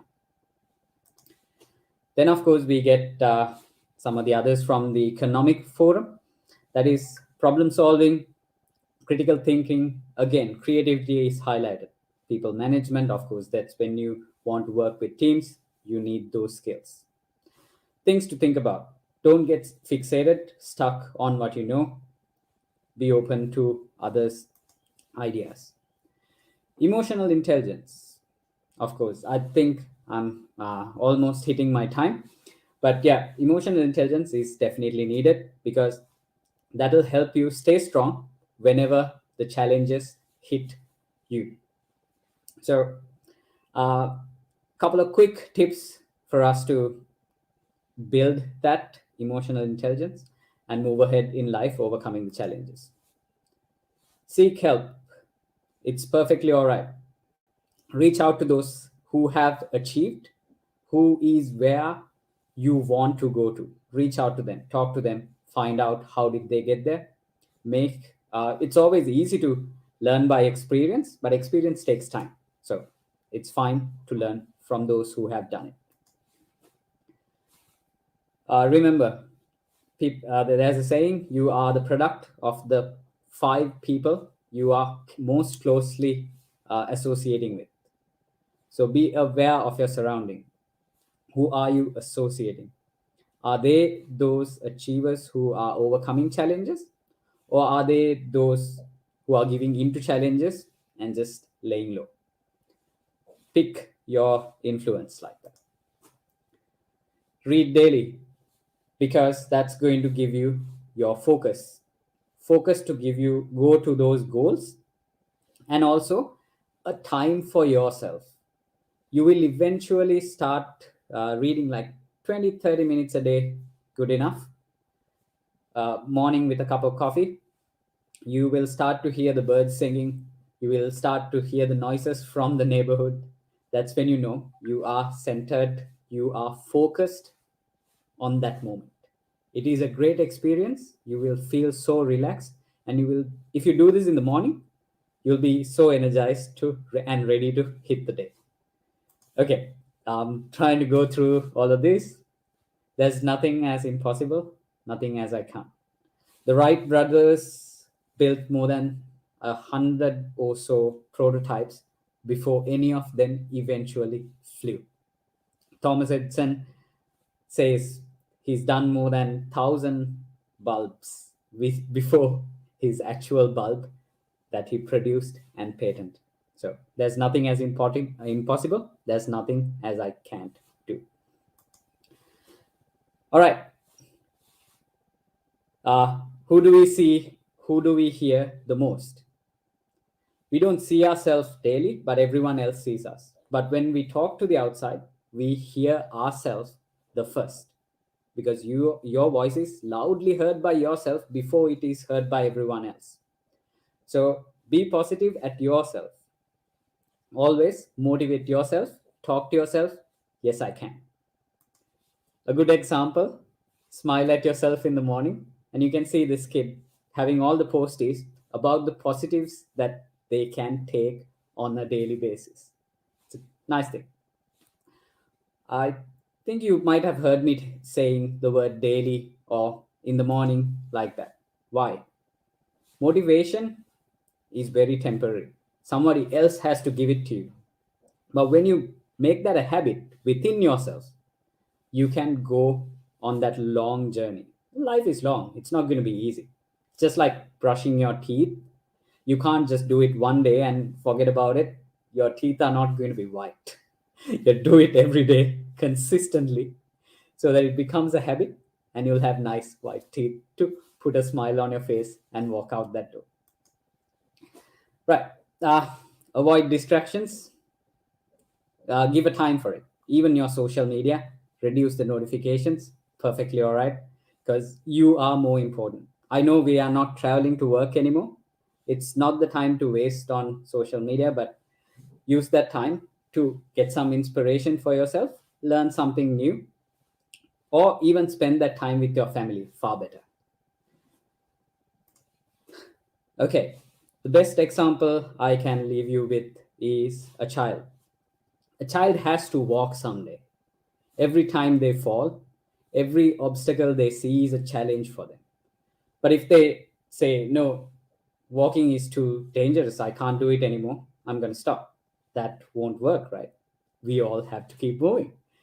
The child will fall, but he is determined to walk even before somebody else is telling them or asking them to stand up and walk. Because you keep going at it, eventually you'll walk. So learn from a child's mind. Learn how a child looks at the world. Invest in yourself, because that's your greatest asset. You are what you become. Whatever everybody else says, the positivity, the challenges, everything happens to us. The positivity is needed to overcome those challenges. It is not easy. It is going to be very hard. It is consuming a lot of energy. So that is why you need constant training. Those habits will help you to overcome those challenges going forward. Now, since everybody is ready, you will start seeing all the opportunities above those challenges. Finally, I'll end with this. Believe in yourself, you can do it. And I'm quoting two of my favorite, my school badge there. It had that motto saying Respice Finem, which means look to the end. Have your focus on the goal. Your obstacles don't matter. Of course, Nike, everyone knows. Just do it. Don't procrastinate. Take the first step. Go forward. With that, I am ending my presentation. I hope everyone is energized. All the best. Do your best. You are the best. Back to our wonderful host, Hari. Right. Yeah, thank you, Chamila. Thank you for those motivation speech. So that was really good, and like that shows you have taken so many challenges in different roles in multiple organizations. Thanks a lot for that. That's true, Hari. I guess that's something which I learned. Well, I didn't plan for it. It just happened. But something that I realized is a lot of us, when we finish school, we don't know what we really want to do. So we try to do everything, and eventually we will come to that point and realize, okay, this is something I like. Let me do this. Then you can grab onto that. But don't ever limit yourself. If your teacher says, no, you should be an engineer, your parents say you should be a doctor, that's good motivation. They're trying to bring the best in you, but don't limit yourself. That's the whole point. I think all the youngsters here will get this as a teaching. Yeah, this kind of really is a kind of wisdom for everyone. So especially for the youngsters and university students who are in the webinar. Yeah. So yeah, I think we are well on time. So without further delay, we'll get into the Q&A. Yeah, Janik. So shall we go ahead with the Q&A, Jan? Yeah.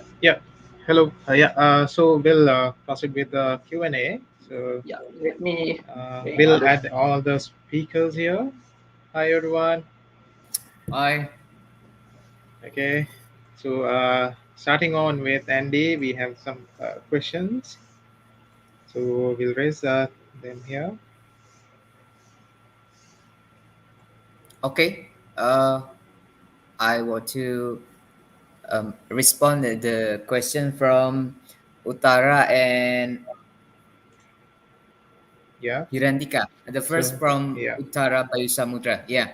In terms of ways to counter terrorism outside of the policy aspect, actually, I have mentioned two of them earlier before about increasing the role of local governments and also boosting parental supervision on their children. It is important to the public to raise their awareness on this issue. Several local governments in the Europe has been raising their community supervision and also early detection. Related to the role of the parents to fight this issue, I think there are guidelines you can access at familiesforlife.org.uk, as I mentioned before. Some of them about having conversation with children about what they see on the television or on the internet, and then parents should be aware when a significant change in their attitude when they're hiding their phones, deleted message, and other. Yeah, I think family has strategic position to ban this issue, this terrorism issue, on the first place. And to the second questions from Hirantika about could a government influence social media provider to remove their regulation on terrorism, especially in Afghanistan? It is an interesting question, but I want to recall my first answer to Hirantika question when she said about Facebook has preventive measure. And Saban in 2015 stated that even though Facebook has addressed the issue of propaganda crimes, other social media such as Twitter still permit that account of ISIS member to disseminate terrorist propaganda and endorse related crimes. If only a tiny percentage of their followers are turned, there is still many new acts of terrorism that would not otherwise have occurred.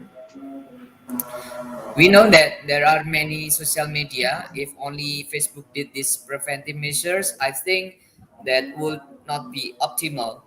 In 2017, considering the large number of used Telegram for terrorism, the Indonesian government has blocked Telegram because tens of thousands of pages containing terrorism materials were found on various Telegram channels. We know that Telegram is strongly encrypted and oriented towards user privacy. After that, if we can see at the news, the founder of Telegram came to Indonesia and lobbied the government of Indonesia. From this incident, it may be possible to answer the question of government influence to provider media social.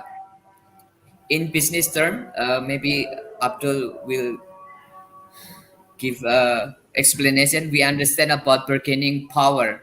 When a person has a bargaining power, he could force someone to do something.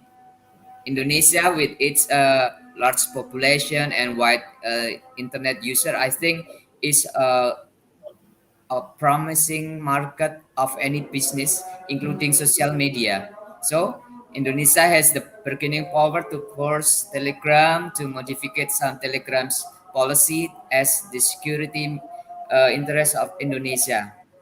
Now, the question from Hirantika regarding that the Taliban, which now controls Afghanistan, perhaps one question arises: how well Taliban position to make deals with social media providers? If they have good bargaining power, of course, social media entities can negotiate it with them. But I think apart from that, of course, in this issue of terrorism, international regulation is needed, which is rules all social media providers, just like environmental issue and or human rights and others. More important is, I think, the commitment to jointly create a safe and peaceful world for us and our children. Maybe that all my responses to those questions, Janet. Thank you. Yeah. Next, we have a question for Helen. Yeah, I'll put that down. Yeah, Helen, we have a question from Ginat. Oh yes, thank you. So yeah, Gimantha asked a question about batteries. So what's the form of batteries considered for energy storage, lithium-based, etc., or any other energy storage medium used in NTPT as part of today? First of all, we do have a device technology laboratory, and they do look at some next generation battery technologies, including lithium air secondary batteries and biodegradable batteries. But in our laboratory, the Space, Environment and Energy Laboratory, we're mainly interested in how we can utilize existing energy storage technologies more efficiently. So since NTT was formerly a telecommunications company, we're specialized in energy, well, not in energy, in network technologies. So we have an energy network technology group, and they're looking at smart energy network technologies. And these technologies optimize how we time the charging and discharging of batteries more efficiently to respond flexibly to changes in supply and demand in energy. So one of the major problems with renewable energy is it's very hard to maintain a constant supply, as with like other kind of thermal energies. So yeah, we need flexible battery and network utilization. So that's one of the major focuses of the Energy Network Technology Group. And I think he also asked about solar panels and whether we consider solar panels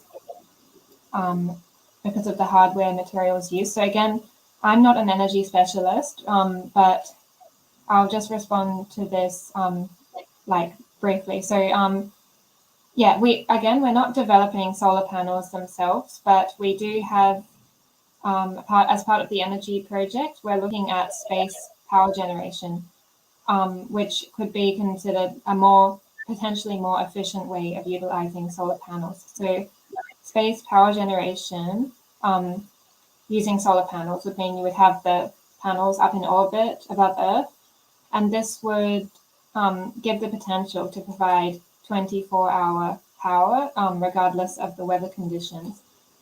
And we're also looking at wireless power transmission technologies to go with this. So that would be a method of sending any power captured up in space back to Earth.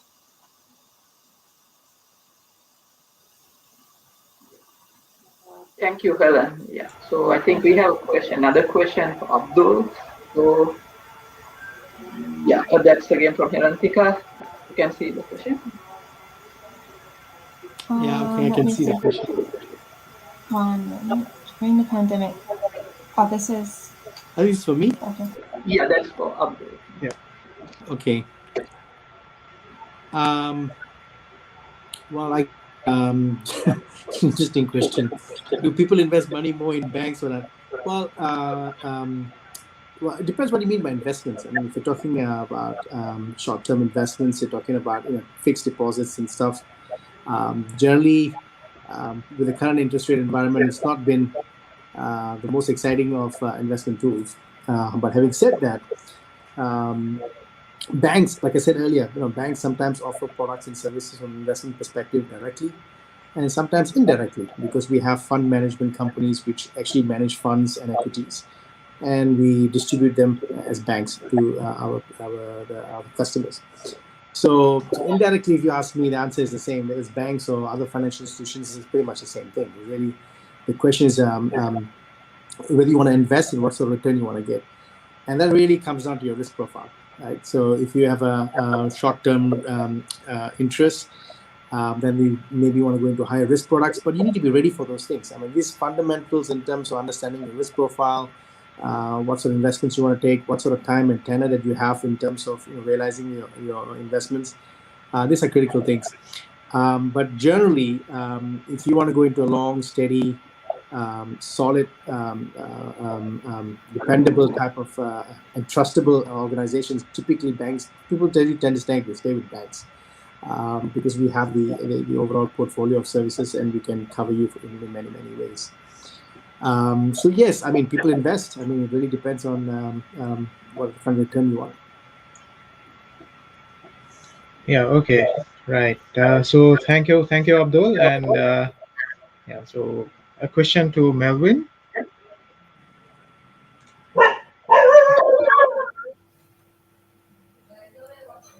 Okay, the effectiveness of online classes. Huh? Yeah. So as I know that the MOOC, the Mass Online Open Courses, are getting very popular with short courses, short programs. So online classes are here to stay. Hence, in terms of the effectiveness, they are still improving the quality of online program. I know some online program, they are getting more and more interactive because with the advent of artificial intelligence, virtual reality, and augmented reality, you can make this program virtually exciting. But however, I have not seen so much.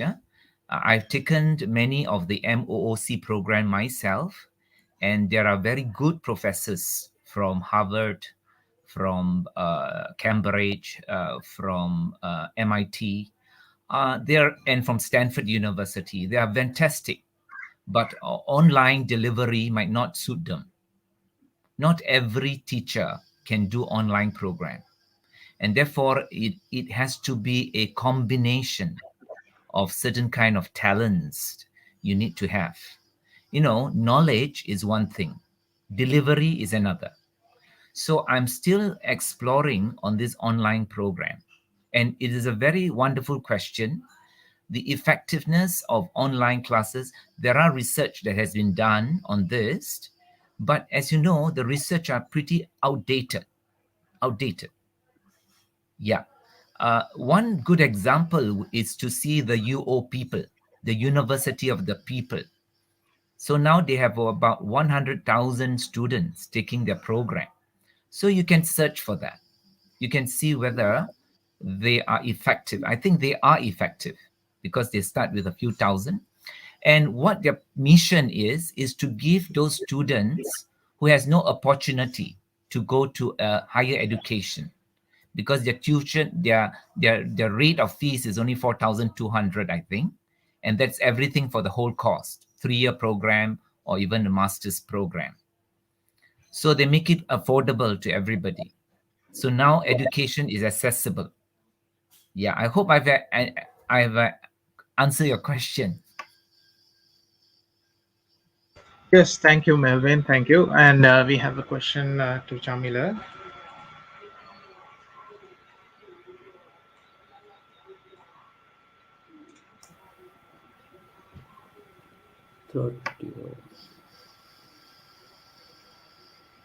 Okay. Professional, how can they enjoy his or her duty getting high productivity? For me, I think that is how you manage your time or how you prioritize your time. If you prioritize your work let's say if you're working from 9 to 11 at one stretch, focus on that. Put your phone on silent if you're not supposed to receive work related calls. But you can, I think most of the phones will let you, maybe your family, if in an emergency they can dial, that will ring, but everything else you can put down silent. You don't need to check your social media. That's not going to pay your bills, right? So if you focus on what you're doing at that time, the broader concept I think is called mindfulness, but not going to that level, but it's around having that focus. If you have that focus, you can achieve more during that short period of time. So usually achieving more in a short period of time is what we look for as productivity. So that'll let you be more productive in that time. And do the same thing when you go home as well. Don't think about your work. Don't plan your work while you're talking in the dinner table, while you're having a chat with your wife. So, put that focus for that, or prioritize what you should be doing at that time during that time. That'll help you become very productive during, or especially in your career, as well as let you balance your life. This is a personal opinion from my side. So I think that might be the main thing. And of course, I may not have known some of the tasks that I was assigned with when I went for the job, but I always had sort of a tenacity that I'll at least read myself, I'll find the solution. I did not let the task scare me. So that is something which allowed me to get into sort of different types of jobs during my career. And keep learning. Everything is teaching you. Don't get fixated on things. That's it. Okay, that's nice. Yeah. Okay, so we'll move on to the closing remarks now. Harin? Yeah. So I think it's time for us to wrap up the webinar. I think there are a couple of other questions as well, but unfortunately, we're almost on time, and we will have to wrap up the event. So that brings us to the end of this webinar. And I would like to thank all the speakers, so Andy, Abdul, Melvin, Helen, and Chamila. Thank you, everyone. Thank you for those sessions, and it was really insightful for everyone and the speakers. So thank you all who have shared their experiences on various topics and especially committing to this event. Also, on behalf of the Curtin Alumni, Indonesia, Malaysia, Sri Lanka, Singapore, Hong Kong, we would like to thank all guest speakers, moderators, and participants for joining us today. Please stay safe and stay healthy. So and we have got a small clip. If you enjoy that, we'll end with that. So with that, until next time, goodbye, everyone. Thanks. Bye, everyone. Thank you very much. Thank you very much.